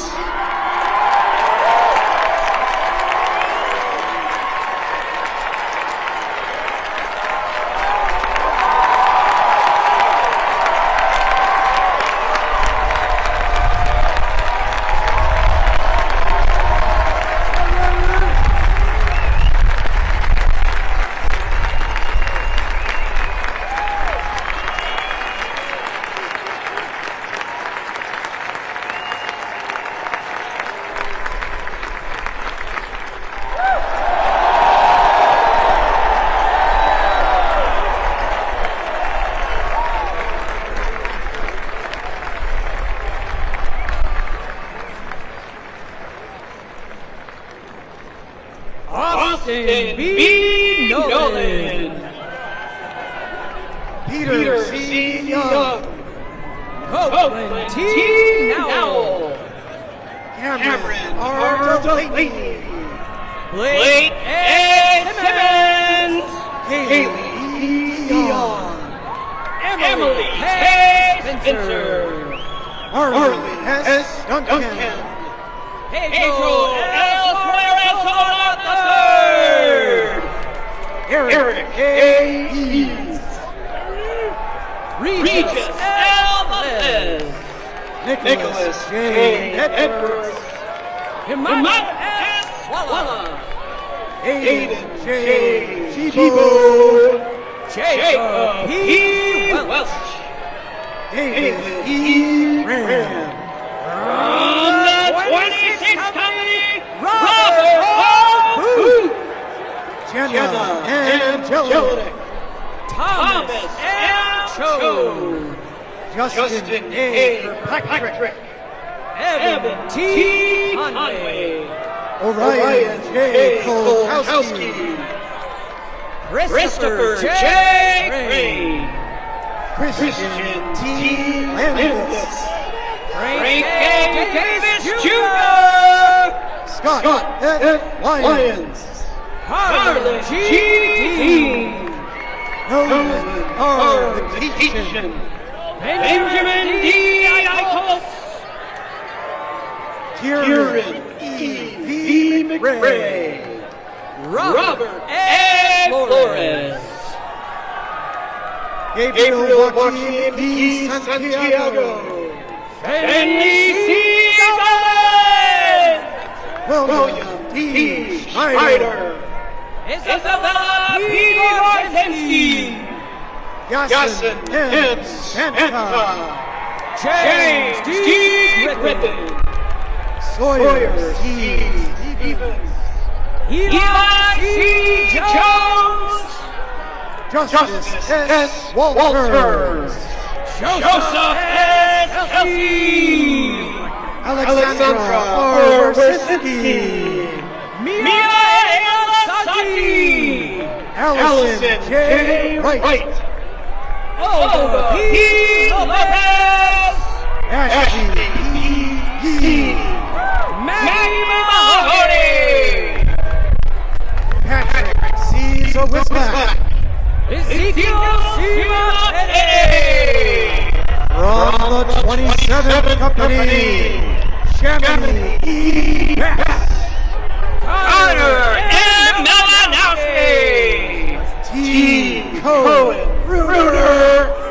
Harrison J. Morrow, Zachary M. Kruger.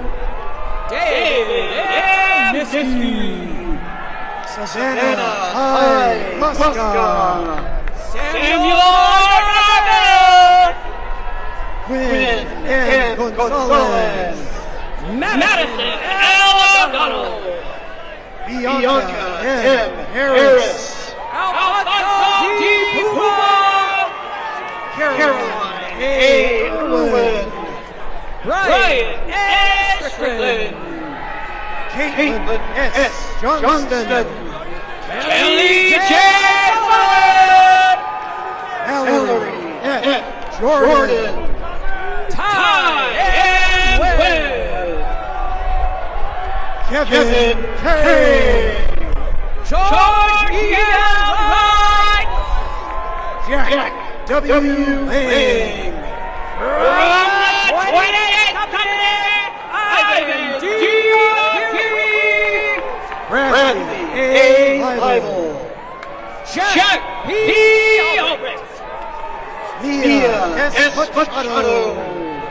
Peter J. Ashes, Teron E. Madison.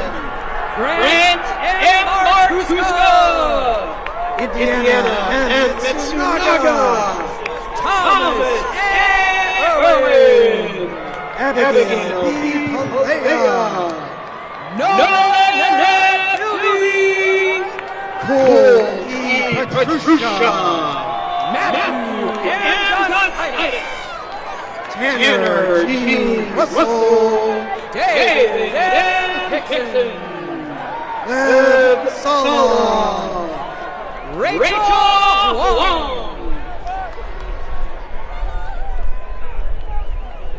Sadie M. Skinner. Joshua P. Huner, Randy B. Terry II. Carol Hunt, Eric I. Tingle. Madeline M. Levenstein, Song M. Tran. Harry Konecki, Tanner J. Wadovic. Nicholas A. Layton, Nicholas J. Seco. Brandon D. Lee, From the 29th Company, Aiden S. Aguilar. Michelle Andrew D. Motto, Andrew B. Bailey. Madeline A. Myers, Sydney G. Bear. Jason Q. N, Ryan K. Brasser. Mary C. Root, Connor J. Green. Catherine L. Ryan, Andrew J. Cabral. Sandra D. Spees, Justin T. Carl. Catherine E. Bernardo, John T. Casano Boris Jr. Matthew Wang, Richard E. Crockett III. William M. Wirt, Alexandra J. Edelman. Nicholas K. White, A. J. Hinton. Andrew B. Wilkinson, Mohammed A. Kirby. Ryder J. Duarte, Catherine B. Kadima. Miriam A. Salazzo, Tatum L. Kelly. from the 30th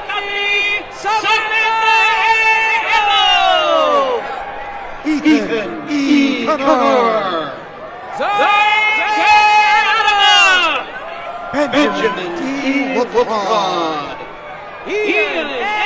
Aguilar, Olivia M. Lekovich, Natalie A. Bowe, Georgia E. L. Martin, Elliot A.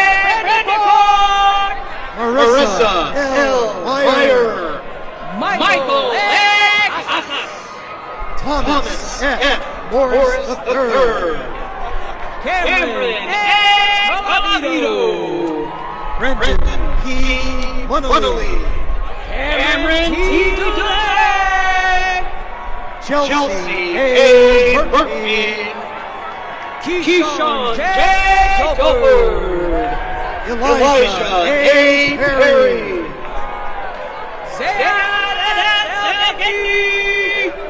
Matthew Z. Purvis, Bridget A. Hong, Lysander Wenstrom, Joseph P. Hudson, Ryan P. Schumann, Ryan W. Kim, Bridget C. Sheridan, Peter E. Lasky, James P.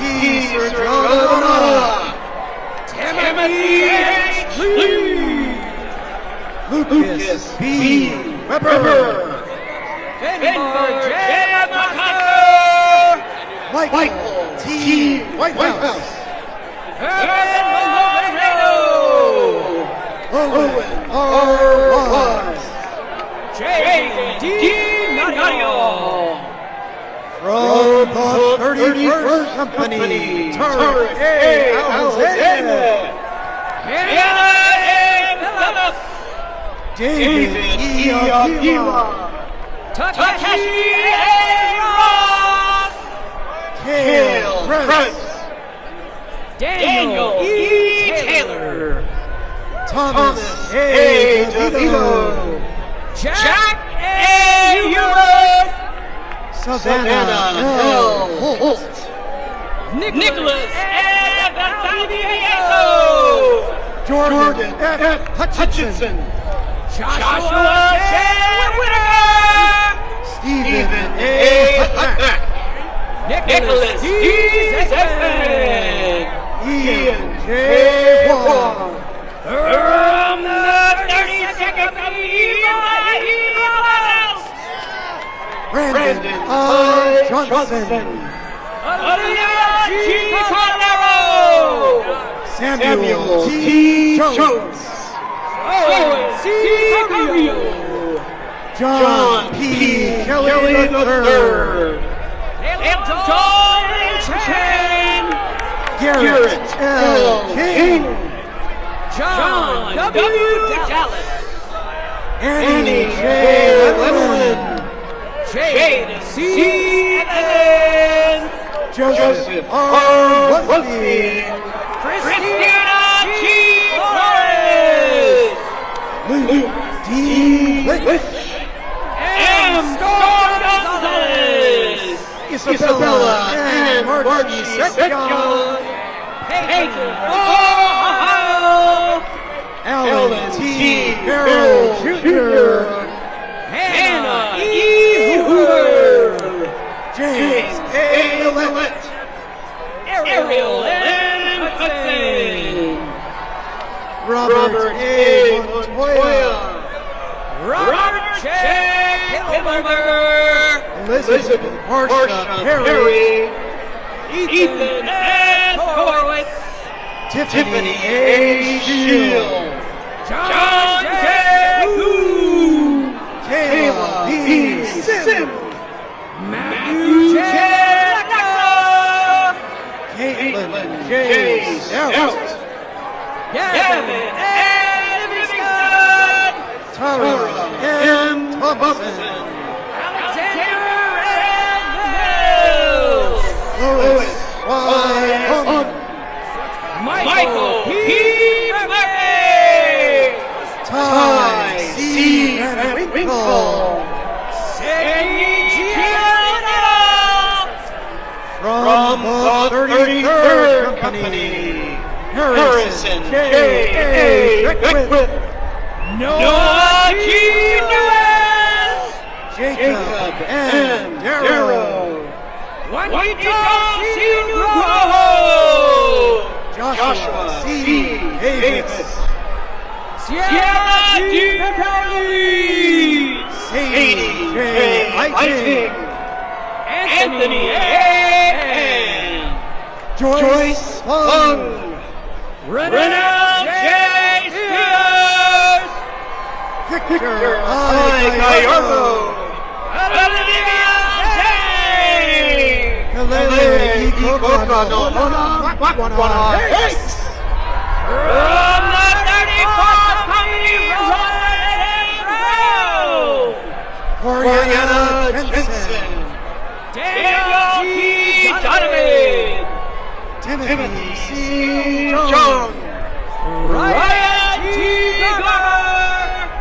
Christopher G. Kim. Timothy I. Hill. Jaden J. Richter.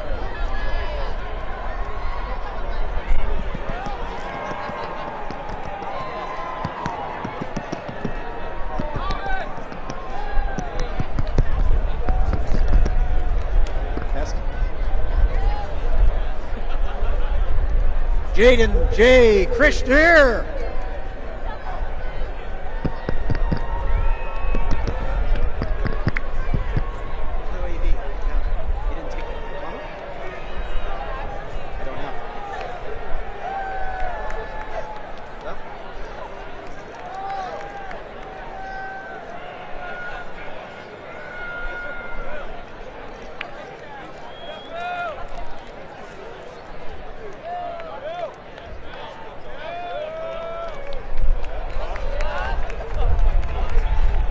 Timothy I.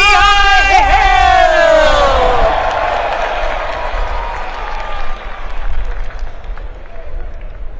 Jaden J. Christer. Robert P.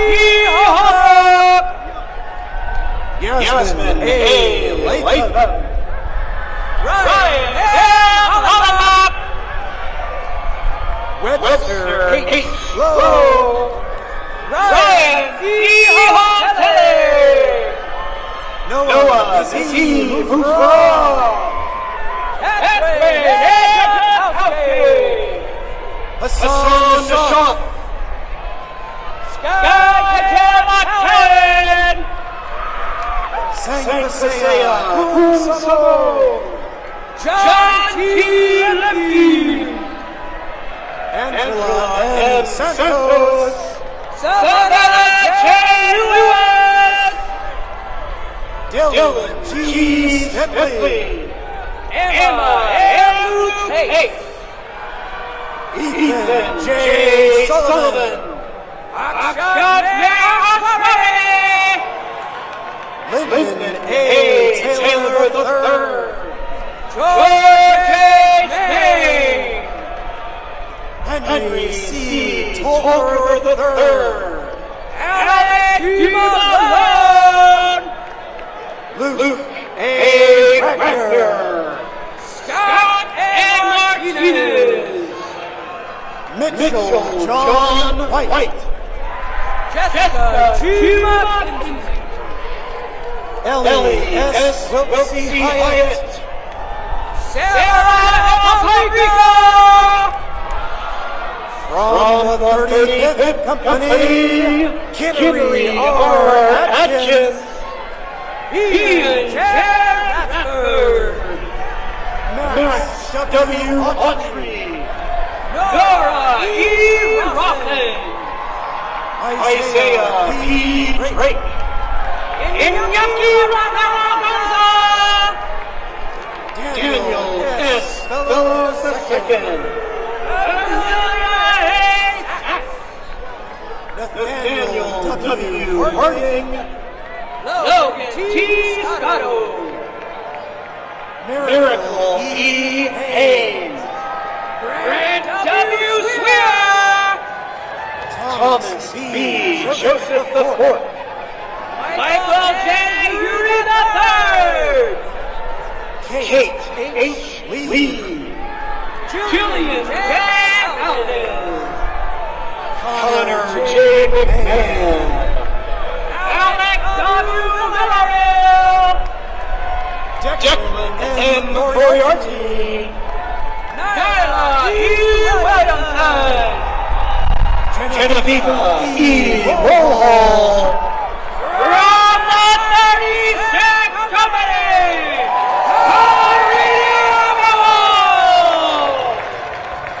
Ethan J. Nguyen, Deacon Rock, Juan S. Ortiz Perez, Ulysses E. Busan, Luke H. Hartner, Elise J.S. Kevin, Noah L. Rubiano, Jackson D. Collier, Andre G. Sykes, Michael A. Cullen, Hannah E. Sarver, Colin P.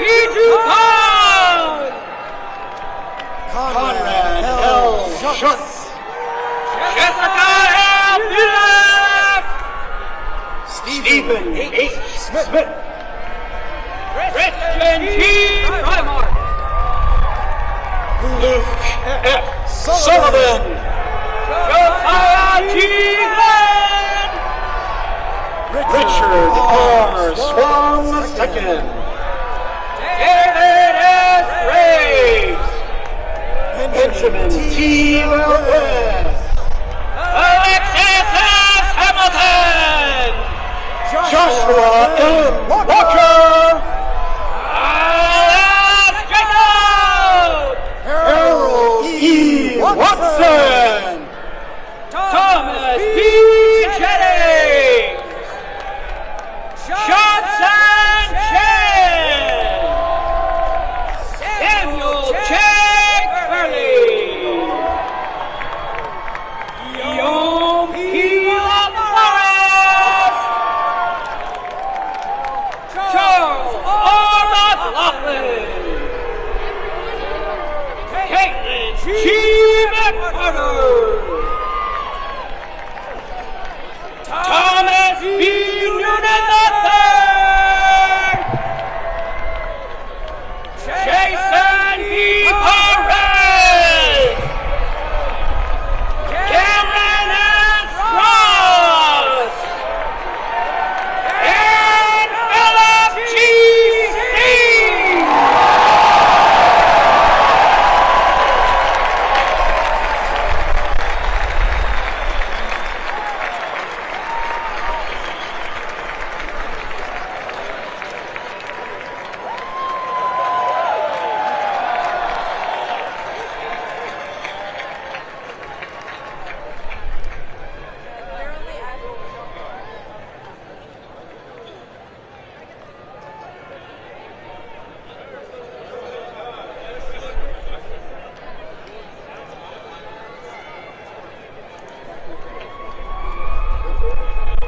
All right. You guys ready? Hey, let's see if Herb can do this right today. Enter Herb Lacey, the class president of 2025.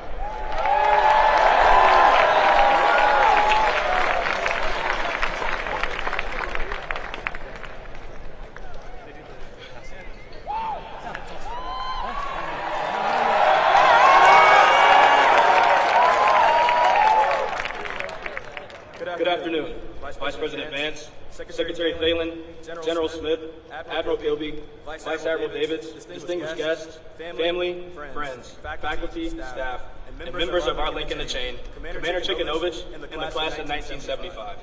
On behalf of the great class of 2025, I thank you all for sharing this momentous occasion with us. Thank you all for your service and how you have and will continue to impact us as we start our military careers. Vice President Vance, sir, if you would please join me on the podium.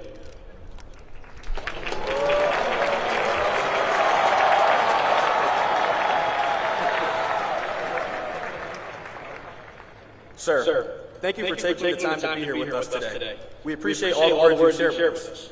Your insights, not only as our Vice President, but as a Marine, are significant. So we will keep them in our minds as we enter the fleet. On behalf of the class of 2025, I would like to present you with this gift.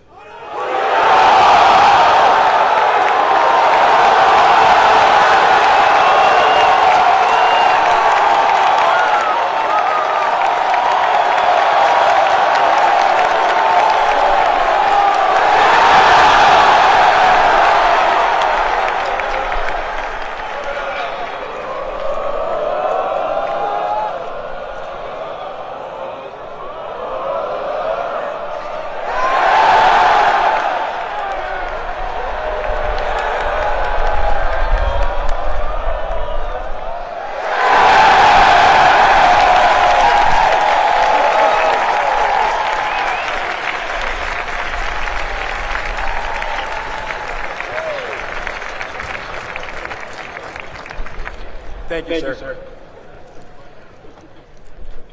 I have never in my life envied a human being who led an easy life. I have envied a great many people who led difficult lives and led them well. Former President Teddy Roosevelt. Living our lives well is something that we always hear about here at the Academy. Earlier this semester, my class was given the opportunity to vote on who would be our honorary graduates.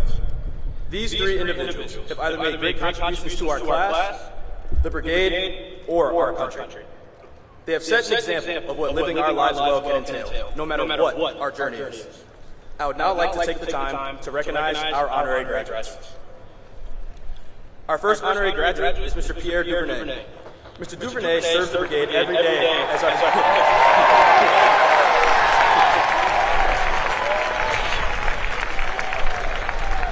Mr. Duvernay serves the brigade every day as our fueling station manager. The fueling station is where midshipmen can supplement their diets outside of normal meal times with snacks, protein shakes, and other items that can't be found in King Hall.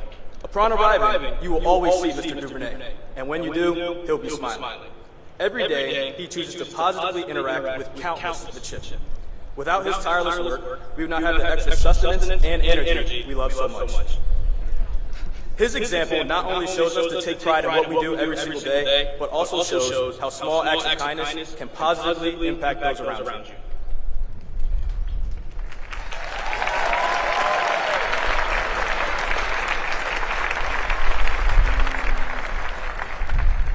Our second honorary graduate is Major Jeff Ball, a Purple Heart recipient who embodies our core value of courage.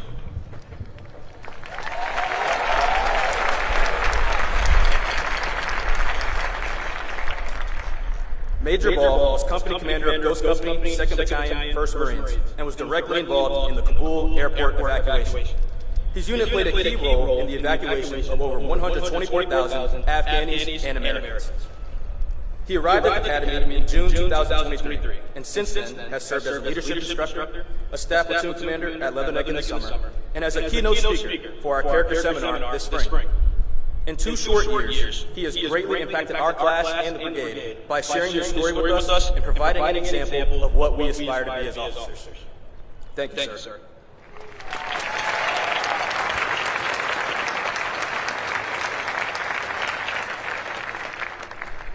Our third honorary graduate is Ms. Sandra Duplantis and her dog, Siggy.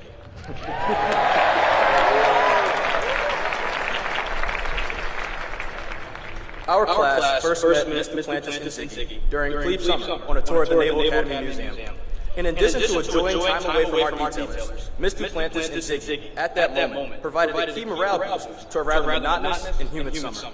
She and Siggy can often be seen around the yard during exam periods, plays, and important events that we have shared together as a class. Her impact goes far beyond the extensive work she does for the museum, and we are so grateful to have her here.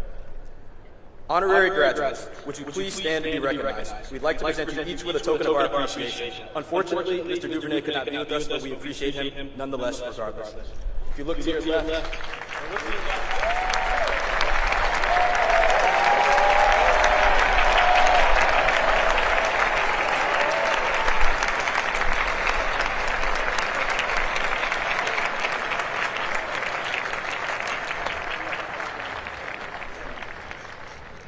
So once again, please join me in welcoming and congratulating our 3 honorary graduates to the great class of 2025.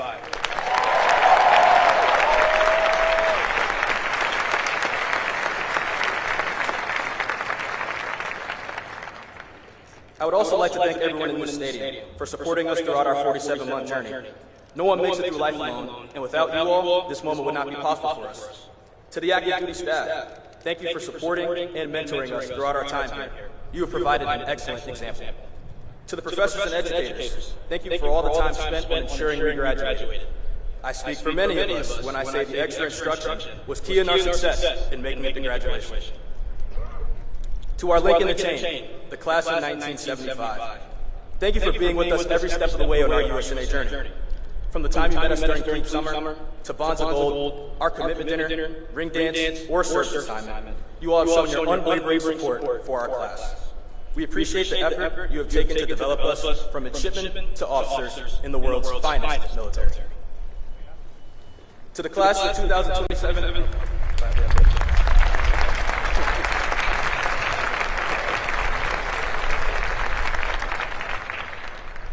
to the class of 2027 and 2028, please take the time to enjoy the rest of your time here. I promise it goes faster than you think. Your time in the sun for leadership will come. You don't have to get ready if you stay ready, so stay ready. To 2026, you have the reins now. As Dr. Martin Luther King Jr. said, power without love is reckless and abusive. I'd like to think my class did a good job of taking care of you, so ensure you take care of the other class and take care of each other. Remember, leadership can be fun, but now, peer leadership will be a new challenge for you all to develop as the leaders you want to become.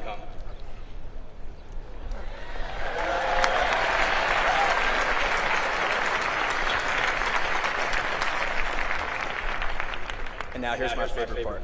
To 25, our great class.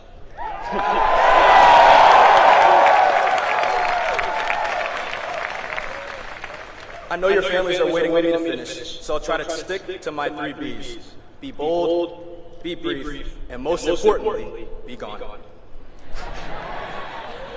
When I think about us, I think of 2 quotes. One, our class motto, Warrior Invictus, meaning death before defeat. And 2, a quote from former President Franklin Roosevelt. It is common sense to take a method and try it. If it fails, admit it frankly and try another. But above all, try something. From Plebe Summer, where we were told every challenge is an opportunity and we were to rise to sitting in our seats now as future Naval Academy alumnus, we were dealt an interesting hand of cards. Our leadership didn't want our excuses. They told us to perform regardless. And that we did. From being in companies that faced a new culture due to rearranging the upper class in the brigade, to very temporary in-person PCAs, to the 36th company ship with more billets than people to fill them, and so many more challenges we could think of. You name it, the Academy tested us, and we have risen to those challenges.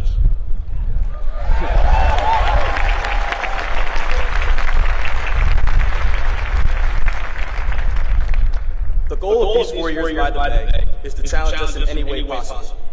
In these last 4 years, I think they did a good job of it. Through those challenges, though, we've had a good time or two. Whether it was laughing at the small jokes we made as plebes over Plebe Summer, attending our infamous plebe party, being the first class to do severed shellback as youngsters, our ring dance, or many Long Island Thursdays as firsts. Through 4 years, we've made the most of every opportunity to spend time together. So as we commission, and life presents us with more of these inevitable challenges, I ask of us 2 things. 1, to keep each other close and always support each other, because simply put, who's going to take better care of us than us? And lastly, to remember Lieutenant Brendan Lee's quote, be strong, be accountable, never complain. These words from Lieutenant Brendan Lee are what are expected of us as we continue on. To try, despite not knowing how to proceed, is the life we're called to live as officers. One of our classmates is leading by example already. One of our own, Riley Clautis, faced an injury over our last winter break, leaving him unable to walk. Despite facing the unthinkable, he continues to have a positive attitude and never complains. I use Riley as an example, but each of us has a story and a challenge that we have overcome to make it to this point. Many things in this life we cannot control, but we can always control how we respond. The sum of your character is not how many times you fall down, but how many times you're willing to get up and try again. They say we're the best and brightest, so 25, let's prove them right. Because we already let it be known from the beginning, defeat was never an option. I'm excited for our bright future, and it's been an honor being your classmate. And I think Kendrick Lamar said this best, because they're not like us.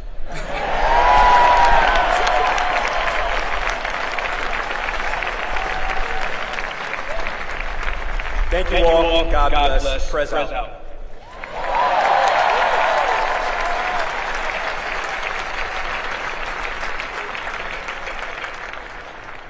Ladies and gentlemen, as we come to the end of our ceremony today, please rise for the singing of Navy Blue.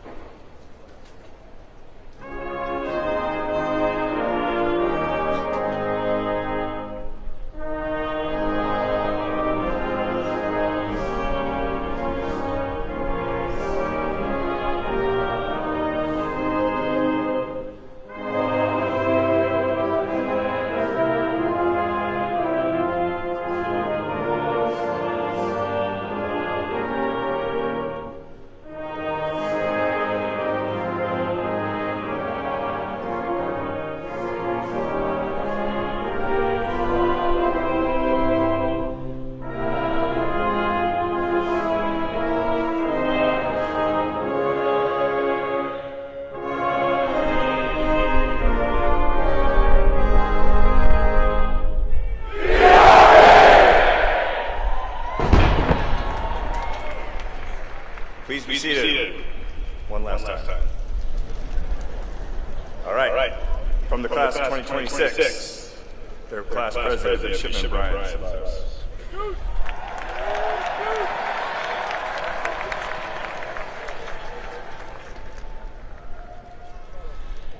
Members of the classes of 2026, 2027, and 2028, please rise.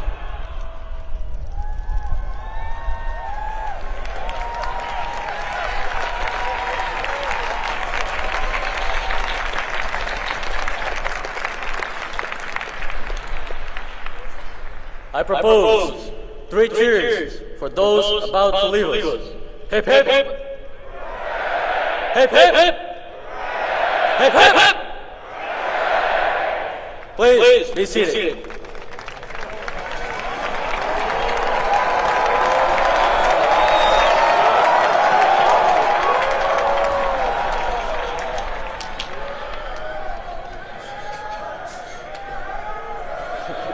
Class of 2025, please rise.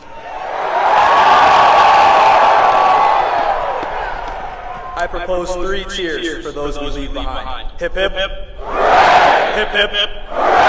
Hip hip.